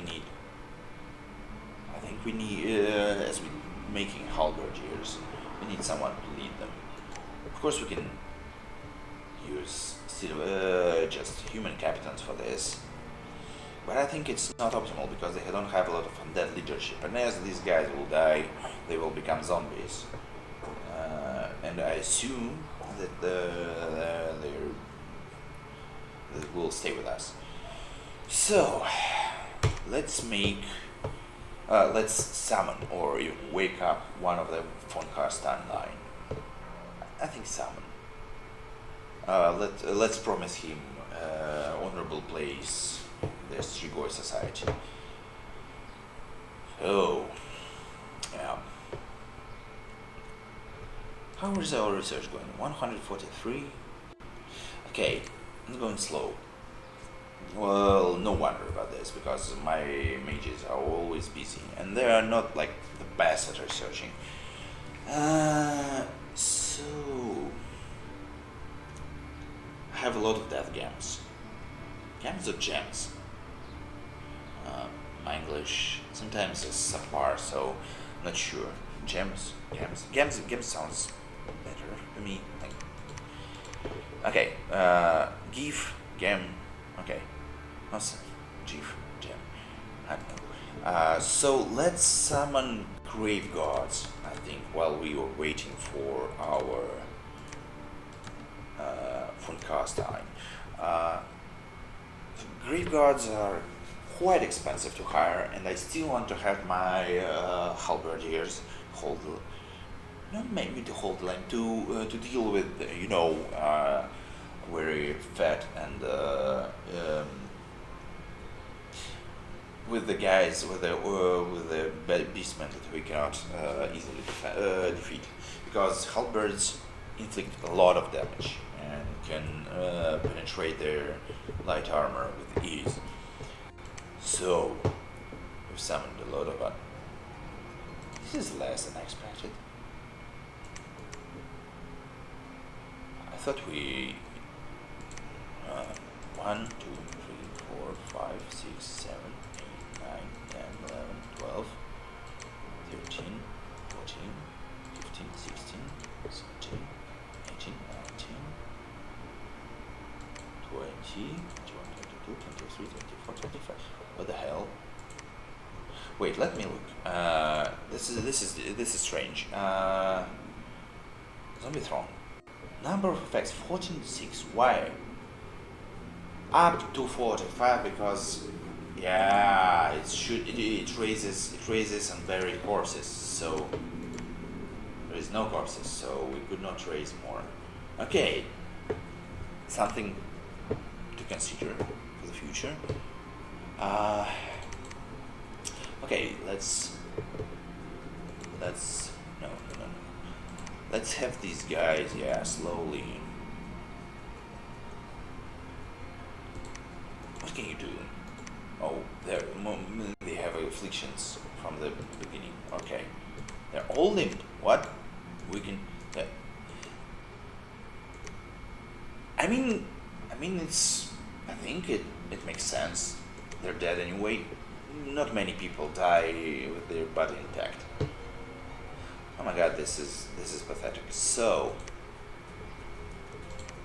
let's do this actually, and bring our skeletons a little back. So the idea is we want to. I want to make chariots chew through zombies and get stuck inside. Stuck in their stuck in this little crowd. Okay, let's try it. And it's no use. It's no use thinking too much about this. I think this army is not too valuable for me. The Orphan Eater, which again, terrible name, terrifying, let's say. Yeah, he's a little bit valuable, but not that valuable. So let's try and give Beastmen a run for their money. Okay, this is concerning. We have Nuln here, but it's actually good for me, I think, because I think before, as I didn't expand here too much, I think Nuln may get engaged with the ogres, which is good for me. So this guy, what are we going to do? So there is mostly wolves and ogre iron gods and 4 huge gorges. So yeah, we need to use our experience, because we know that gorges are attacking the rearmost enemies, because that is how the ogres try to use them as a flanking force. So let's not allow this. Let's get our commander closer, and then let's try to capture a valuable province first, because this is waste. Yeah, and capturing a waste is mostly a waste for me. So, and we now have Banshee. This is why I don't have any money. Yeah. So have Banshee, and we can use it to assassinate some ogre captains. But we need to find captains of value first. So spy. Okay, spy is good, and a sailing assassin with a short sword, poison dagger, and a crossbow. I don't think this guy can deal with beastmen, ogres, or orcs. I mean, he's skilled, to say the least. Actually, I didn't pay attention. He's very skilled. But short sword, poison dagger, I don't think it will work against ogres. Maybe if we gave him some magic weapon. But then again, I don't think he's optimal to deal with ogre commanders. Maybe later. And then again, if I gave him magic items, it's a little bit It's a little bit of a difficult, investment, because if he dies, he could die in one hit against an ogre, even if he has a lot of protective magic to him, which is again a huge investment, not only of magic, but because forging takes at least a month, or mostly a month, and it takes mages to do this for every single artifact. If he's killed or if he's discovered by the provincial defense, I'm just giving ogres the artifacts, which is not something I want to do. Hopefully, they will have problems forging something, some powerful weapons by themselves. So I don't want to give them freebies, even if they hopefully cannot use them in a smart manner. And actually, narratively, it makes sense for the AI to be not to be too good again. Meaning, I have ogres, beastmen, and orcs nearby, which all factions are not that common in the lore. So, not too much dissonance. Okay. So, what I want to do with this? Is there anything I want to do? Maybe I want a noble consort. Yeah, because I don't think. Yeah, this guy cannot lead a lot of people that are alive, and noble consort can. And also, it's an investment again, because if he gets 50 XP, he will be given a blood kiss and become a Lamian vampire, which is good, because powerful vampires, true vampires, are always good, and Vampire Knight is also good. So we have resources for this. Okay, thankfully he's not very expensive. I don't know why. Golden helmet, golden armor. Is it better or worse than blade? Okay, it's basically the same. Okay. Let's do this. What else?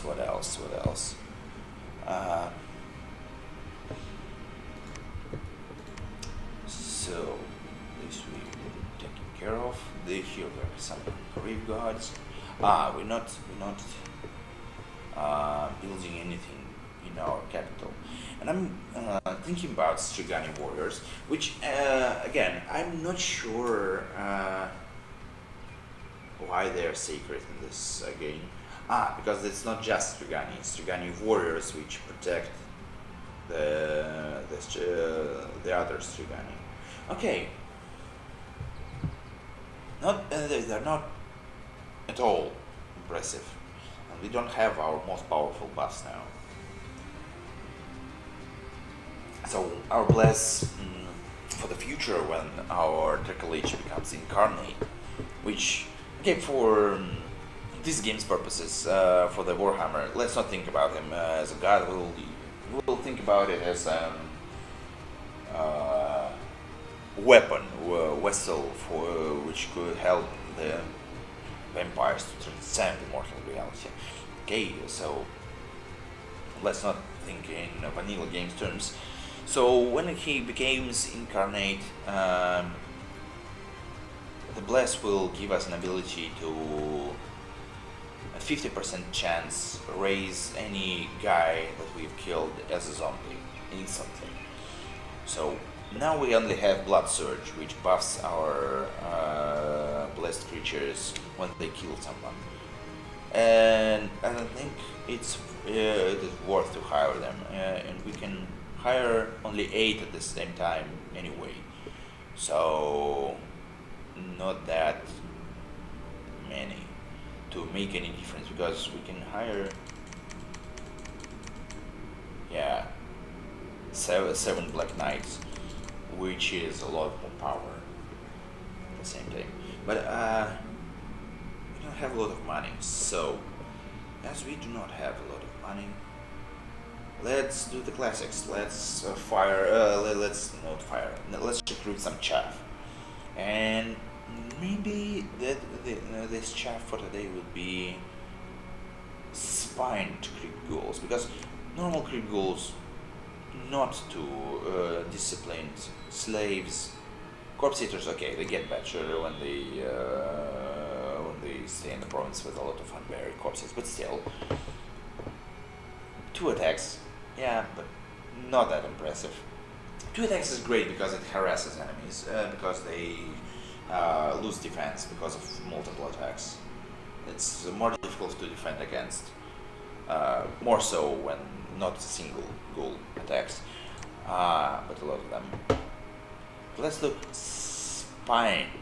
These guys are actually a lot better, because stat-wise almost the same, nothing special. But they also get better when they eat a lot of the humans. But the thing with them is that they have poison barbs, and if anyone striking them with relatively short weapons, and when I say relatively short, it doesn't mean dagger. It means like one-handed swords too, axes do. They get poisoned, and poison is quite easy to defend against using magics. But I don't think either beastmen or maybe beastmen could get some poison protection, but orcs. Mages are notoriously bad at researching, and I don't think they can use mass poison protection. So, yeah, swamp ghouls, okay. And we can get a lot of these guys.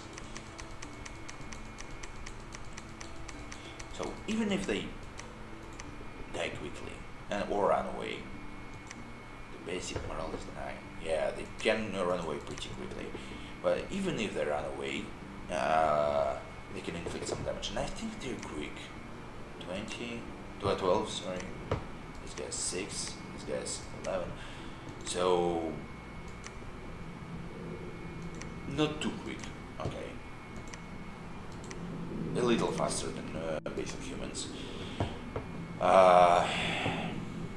Yeah. So, hopefully, yeah, they can inflict some damage. The thing is, for them to be effective, we'll need a taskmaster unit. So, the unit that can lead slaves effectively. And I think we need Strigoi for this. Because these, yeah.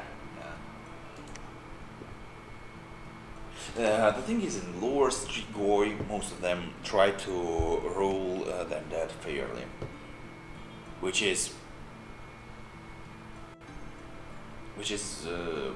actually contradicts a little bit them being slaves here and them being taskmasters. But I think maybe it's because they're like serfs, because almost the same goes for Britannia, and Bretonian people are not slaves per se, and also the guys von Carstein's army, they're not slaves. Okay, maybe they are slaves, but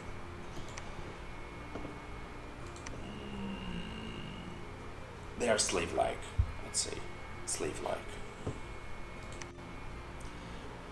So I think we finished now, for now. Yeah, we're finished for now. So next turn.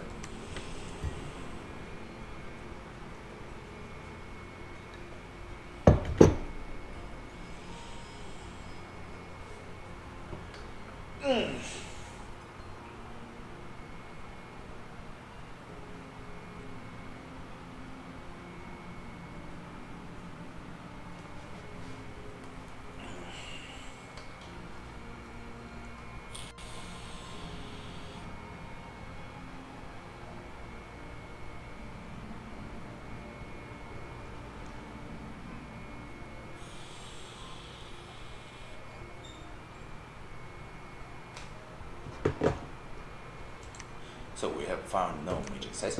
We have, I assume, 15 grave guards now. Now, ogres attacked us at Balcoria.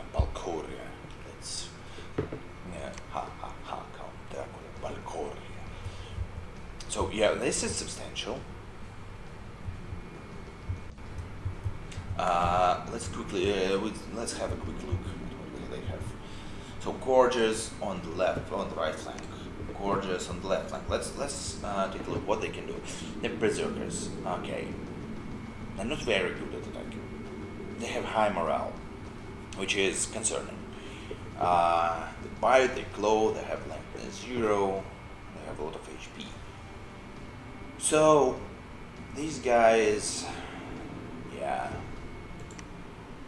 these guys are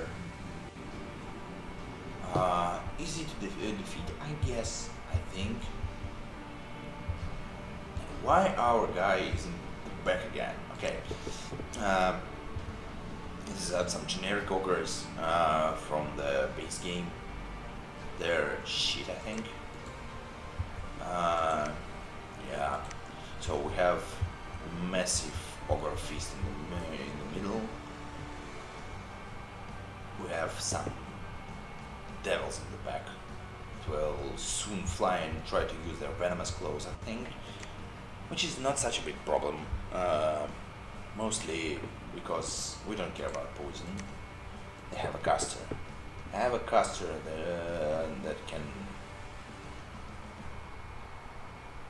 quite a strong caster, actually. It can use blood magic. Okay. We have some wolves that are not too, they are not too dangerous. But the problem is our knights will use their charge and break their lancets on them. So this is not optimal, and this is a smart play for the ogres. The fact that they can,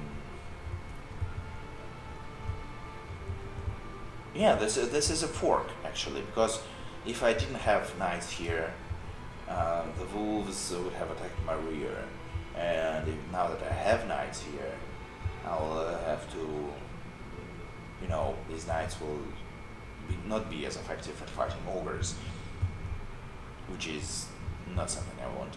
And we also have flanking force of the ogres. And also, what is this? Spine devils. So yeah, I don't think we're winning this, actually. I hope we do, we will. Okay, the wolves, yeah. Okay. So these so they didn't attack our rear. Because I think they are undisciplined. Yeah. They cannot perform difficult orders, so they cannot attack rear actually. They're on the flank, but they cannot choose the target wisely. Which is not the same for pit fighters. They get stuck in anyway. So I don't think we have a chance here. Unless our Vargols, of which I forgot about, will murder the Slaughtermaster first. So if they get rid of the devils and the Slaughtermaster and the Butcher, I think we'll have a chance. Do they have other commanders here? No, they do not. So even though we're losing our Black Knights left and right, I think. Let's watch this in slow motion.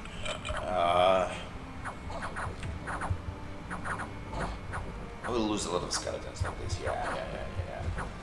Thankfully, our Revenant can bring more skeletons. And what happened here? What happened here? This devil is.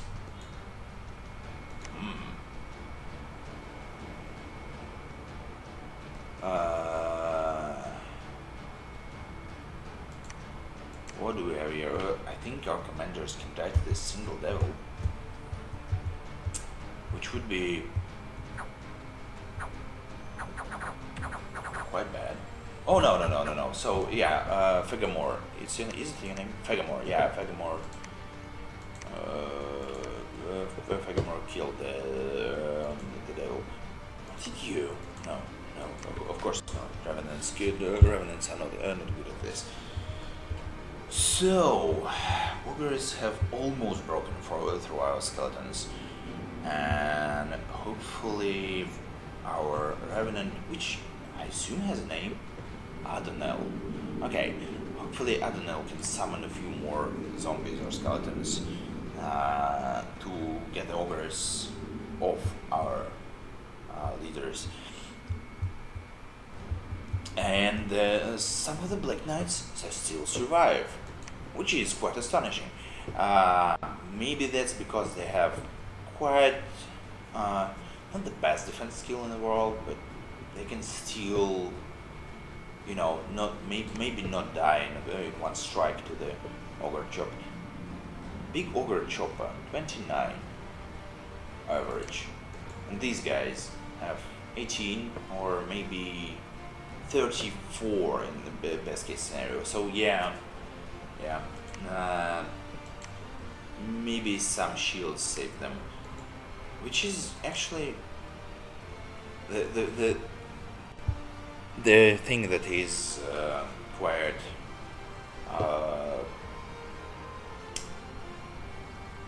the thing that is quite. I'm sorry, I had a brain fart. The thing that is astounding to me is that none of the shields are broken. So, yeah. And they still have one here. And he will lose his horse but still fight because he is at full health. This is... This is not something I've expected. So, you guy, what's like battle fright? Yeah, of course. You must be. No, you're not insane. So our guys who are insane. Vargolfs are quite sane. So you now have PTSD too. Okay, where is your friend? Now you're surrounded by devils. Bad place to be if you're, a vampire. Now you're limp, which does not prevent you from retreating, I think, because you can fly. But you now have, you're not as good at staying in the fight. You have a lot of HP. Okay, you can deal with these guys. Hopefully, you can deal with these guys. Here are your friends. So they decided they'll take care of the butcher in the end. So this is not a good fight for us. I mean, I think we're winning, which is something I did not expect actually, from the look of things. It's a clutch victory, I think, unless they have other leaders, which I do not see.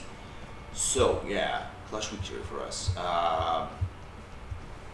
The losses aren't too great, and our skeleton line was almost broken. Almost. And I don't think we've inflicted enough damage to the ogres. So maybe we've pushed them back, maybe we killed their leaders, but they still have an army, and we have nothing, I think, to press the advantage and kill more ogres, which is completely. This is not fine. This is something.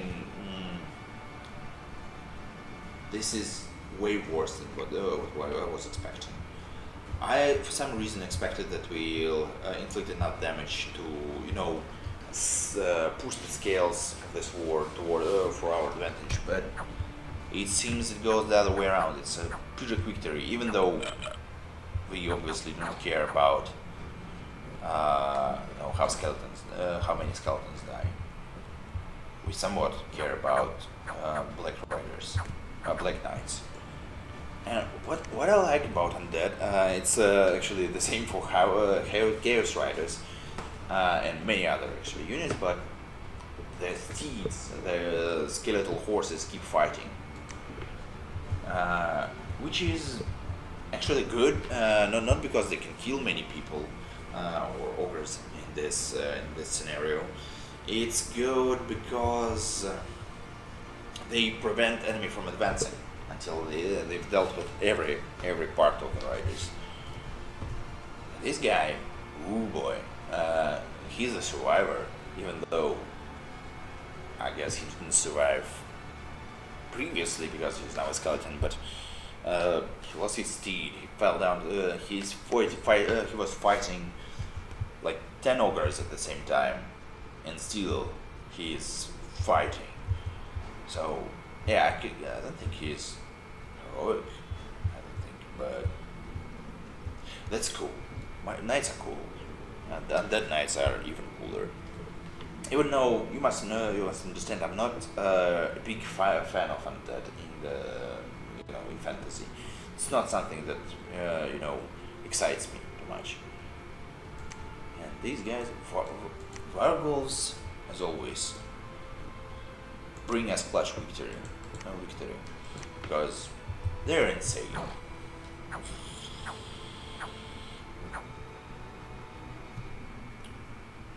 But yeah.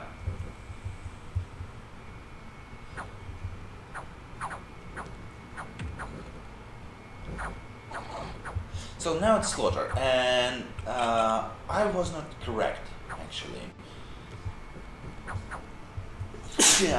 Sorry, I was not correct in the sense that we did not inflict enough of damage. I think now Vargals now.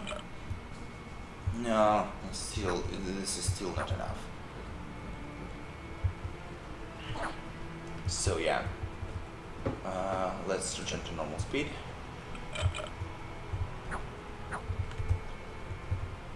Will they intercept them? No, they did not intercept them. So anyway, let's look at the statistics. So they've lost more than half of their army actually. Wolves, okay, I don't care. Devils, okay. So they've spent a lot of time making those. I hope. So they're dead. Ogre pit fighters, they're secret units. Half of them dead. Which is okay. Iron Guts. Iron Guts, most of them, almost 2/3 of them survived. I don't see how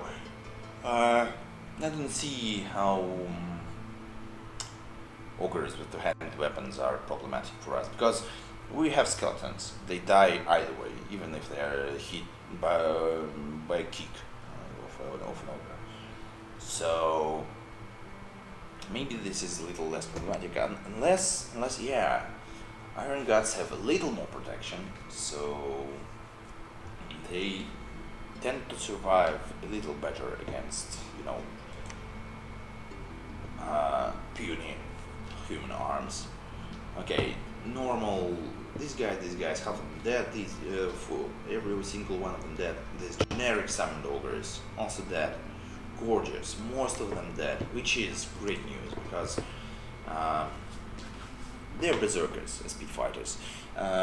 Berserkers are a pain to deal with because most of the time I'm relying on the fact that skeletons will stay in the fight forever, but berserkers can also stay in the fight forever. But I think Masked Undead beat berserkers anyway, because berserkers lose some of their defense skill when they get angry. Even though yesterday I found out that they also gain protection. So these fiends also out of the picture for the most part. And then we've killed 3 of their captains, 2 of them mages. One of them is an expansive mage actually. So Vargals, as always, the most effective unit.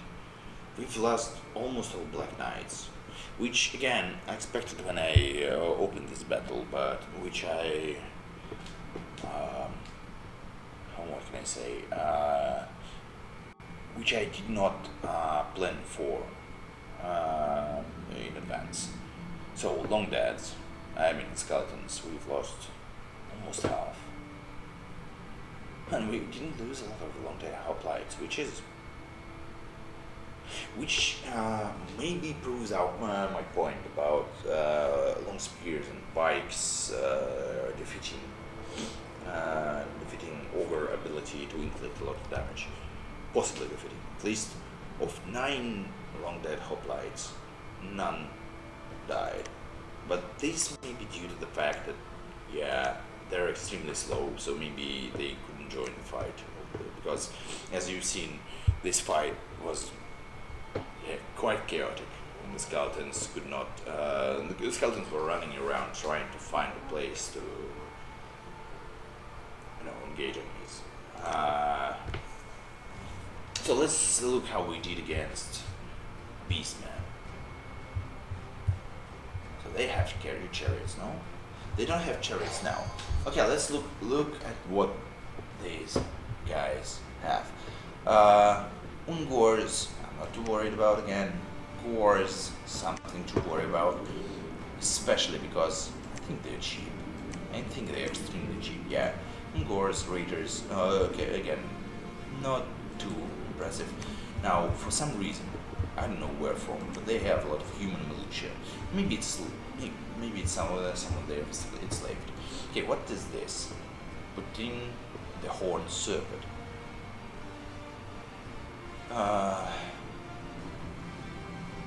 Yeah, I don't care. And these guys with flags, what are they? Gave. So gaves are sacred. Sacred to the beastmen.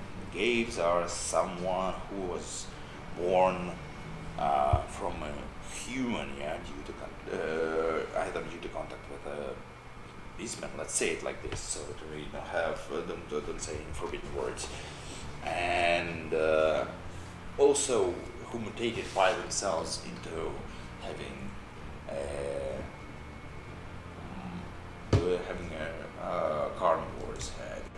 So they're all different. Wait, you're not a carnivore, you're a duck. Either way, yeah. So, yeah, this is not a carnivore too. The cool thing about this is that I don't think they have any way to bless these troops. So, despite the fact that I don't know what the bless effect is, they're not as terrifying for me. And then they have the Gore Bull, which is, I assume, a Minotaur, the leader of the Minotaurs. Okay, and he's also already limp, so he had a fight in his life. He had some kind of fight and was assumingly hit on his leg because no one could reach anything else. But he has a plate halberd, which is again not represented well because we see his torso is naked. He has good protection. I think he's quite. It's possible to bring him down, especially when he goes berserk. He also has fear aura, which is nothing to be scared about as we're leading undead, but further down the road we will use von Carstein's human infantry, and which is not motivated too much by itself.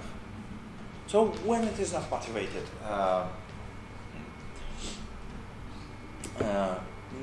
maybe if it's not motivated,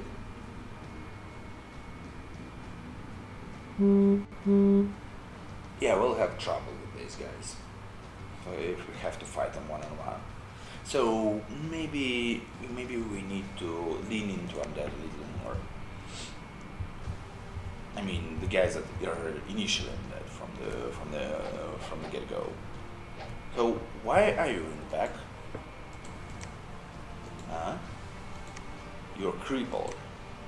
When did you get crippled? Anyway, yeah, I don't think we'll heal this creep core anytime soon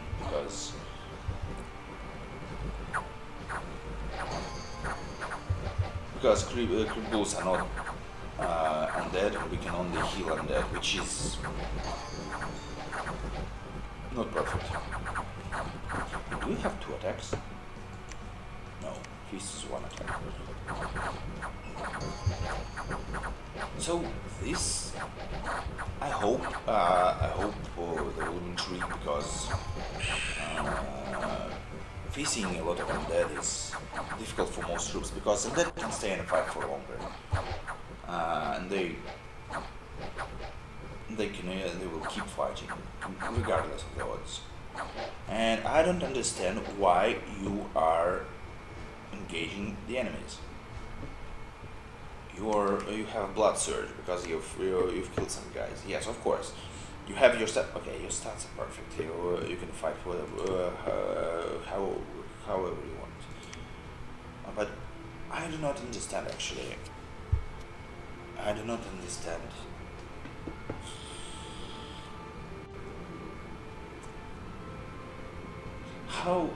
Why you go forward? Okay. Maybe. No, I have no idea. And you are going to. Are you insane? Orphanator, what the fuck? You decided to attack a retreating Minotaur. Of course you did. Yeah. I was glad that the Minotaur is going away. But no, you've attacked him in the back and made him berserk. What are you going to do now with your breath blade?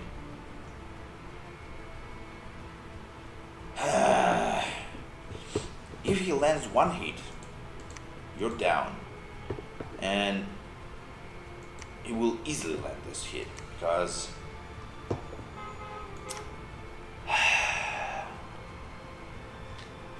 So you have defense and parry skill 17 and parry rating of your. Where is your shield? Where is your shield? You've lost your shield. Oh God. I think you're dead.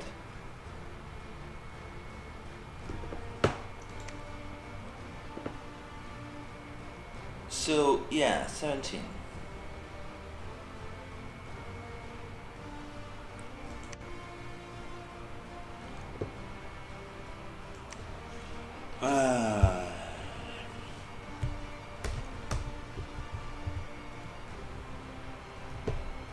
And your white blade is short. This guy has battle axe length 3 and he is twice your size. So he'll have +6. Repelling you. You still hit. Wow, that's nice. Because you have higher attack skill. Okay. And your defense skill is about the same. So. Okay. You just have to survive one single hit. Then maybe zombies will help you. Yeah. Why didn't you get back? So cool. Orphanator, despite being absolutely insane, I think he hasn't slain a Minotaur. Whoa. He has 2 attacks. So yeah. Multi-attacks for the win. You've slain a berserking Minotaur. Nice. So, okay. This is a little more epic than I thought. Okay, you've lost your horse. We've lost 1 crit horror, and the other one is crippled, so we've lost half of our skeletons. A little bit better with hoplites.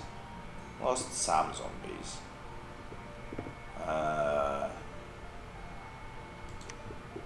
Okay. Okay, this is not as,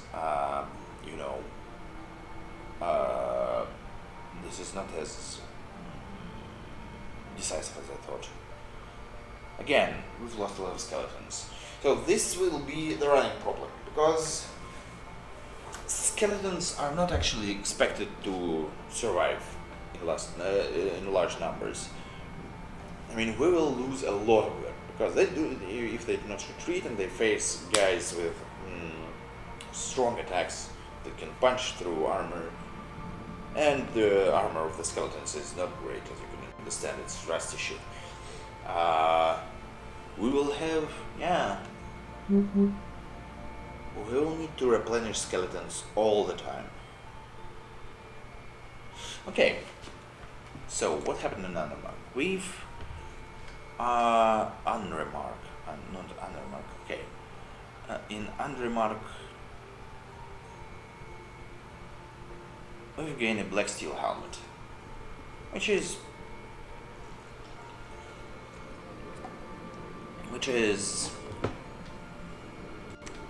maybe good. We could give this helmet to him, even though he cannot. He will be a little bit more hindered in his casting. The fact that our Lord of Empire is running around without a shield is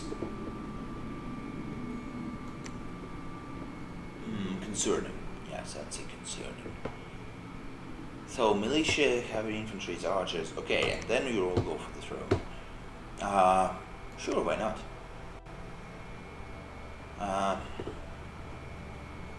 Okay, what do we have here? We have Grave Guard, a little bit of Grave Guard, and a lot of halberdiers, which again, I don't think I've thought about this too well, because halberdiers require upkeep. They can rout, and but they have powerful attacks. And oh my god, this is even worse. This is even worse. There are a lot of undead here, so maybe we should hire, conjurer, I guess.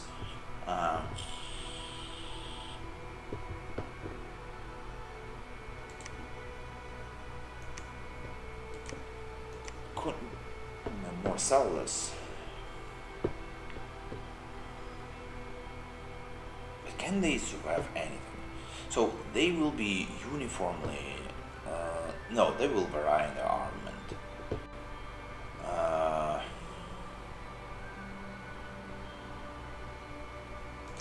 Are they cheaper?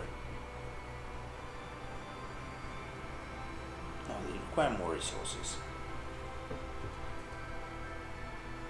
So yeah, let's. Oh my god. Okay. Not enough of resources here, which is, I guess, to be expected.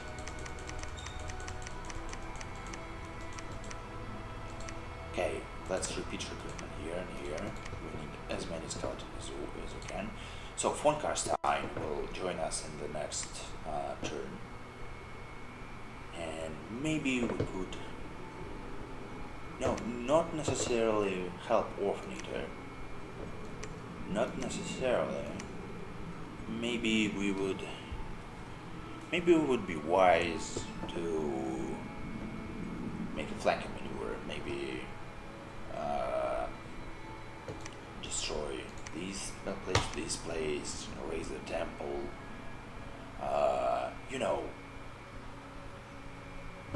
Make deplete some of their resources, because as I understand, their hordes are very cheap. So fight this effectively. Maybe we want to take away their resources.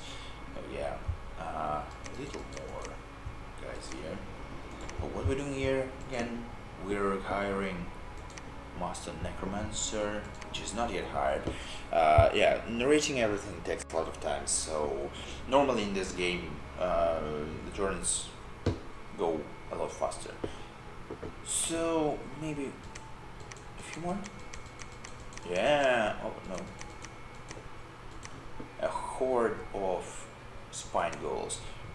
This is what I like to see, probably.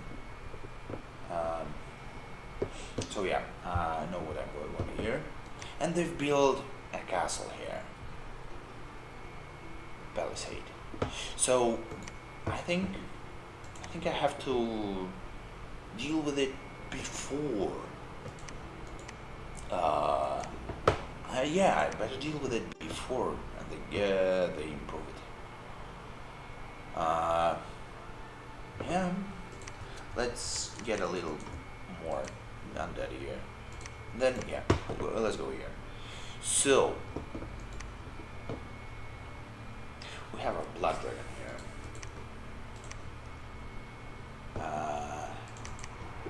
Let's give him. Yeah. Let's.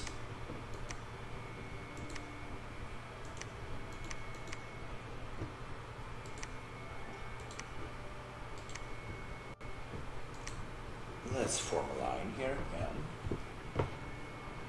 and these undead, yeah, let them stay here.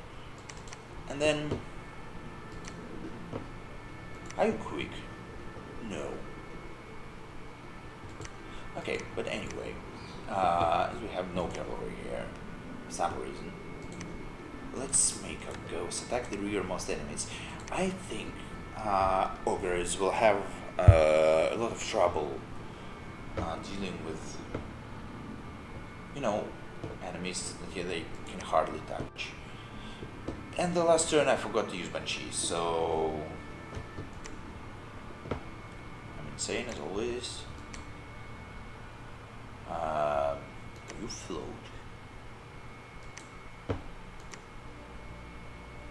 Okay. So let's use banshee now. Let's go try and kill their commanders.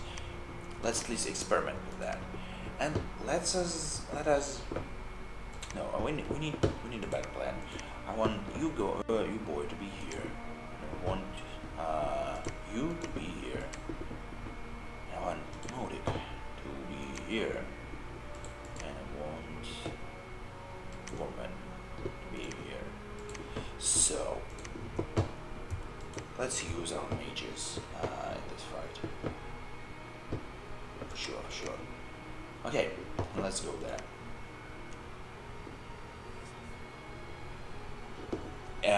Okay, what can you forge? You can forge Thunder Whip. This is not powerful at all. Okay, you can create Chain Lightning, which doesn't care about armor at all. So this cannot kill an ogre. This can kill up to 3 people in 1 hit. Okay, what else can you do? True shot longbow. They will find the target regardless of distance. Yeah, but is it good enough with 12 damage? Plus half of the strength. So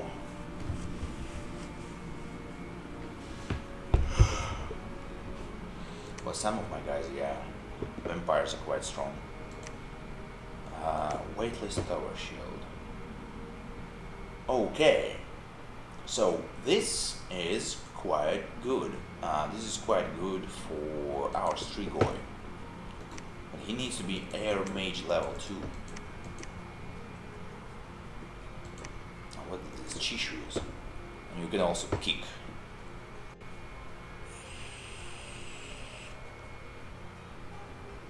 Which again, for Strigoi, it would be quite a powerful attack, even if it's like no 0. Ring of Warning. Trollball. No. This is worthless. But this, we have air games. Yeah, we can. Okay, how much does it cost for you to empower in air magic? 30. So let's do some alchemy. How many? No. Glamour games we will not need it. So 17. Nature games. We do not want nature games at all. So 23. Water. I don't think so. And some fire. Let's use some fire. So okay, some more. Okay, let's use all this. We'll need 10 more to shit. Okay, let's empower. And sometime later, let's make a tower shield for us to go. It's not necessary. We don't need to do this necessarily now, because as you can see, we have no lamp to be found nearby, and we have no money to build another one. And we will need money to build a fortress there. Well, nothing we can do about it now. So, can you lead undead again? You can lead a lot of undead, so you can use goals. You are not the death master. You want street over for this. Okay. Okay. Are you a taskmaster? No.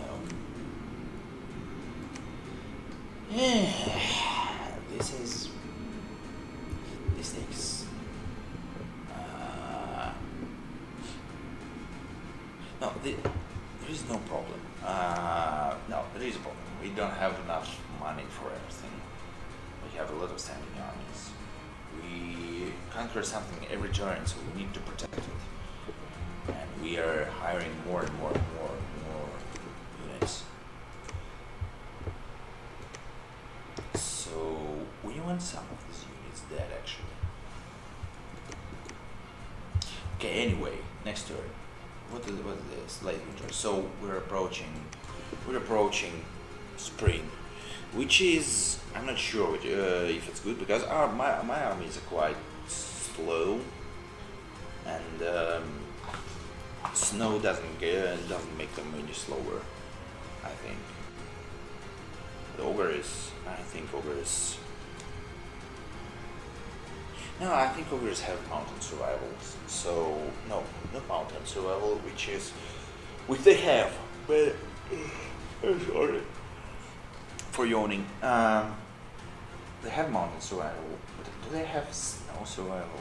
Is there this thing? I didn't look. They must have skis in their profile. I'll look next time we have a fight, which is probably now, most probably now.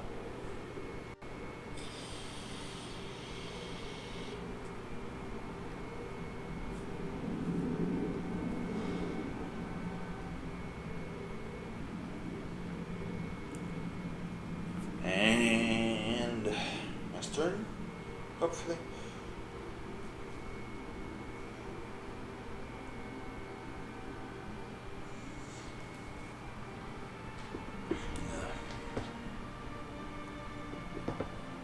Empowered himself in air. Summon great gods. Okay. No magic sites found. Some skeleton is falling apart. And then,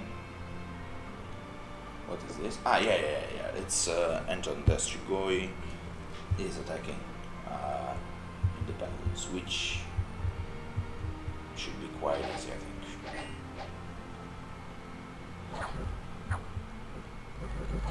Yeah, they're just melting.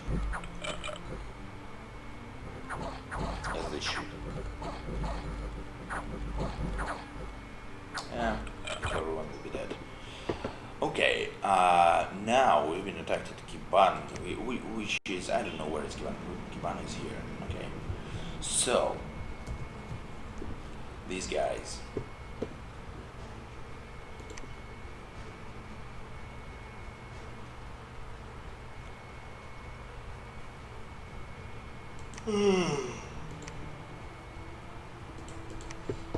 So, these chariots.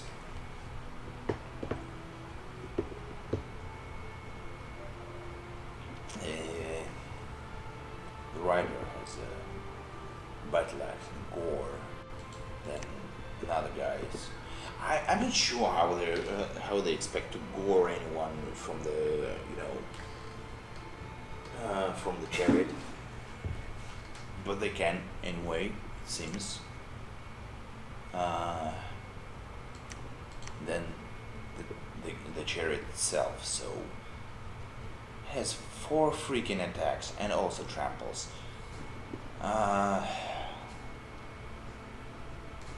Okay. Wait, what's the lore for this?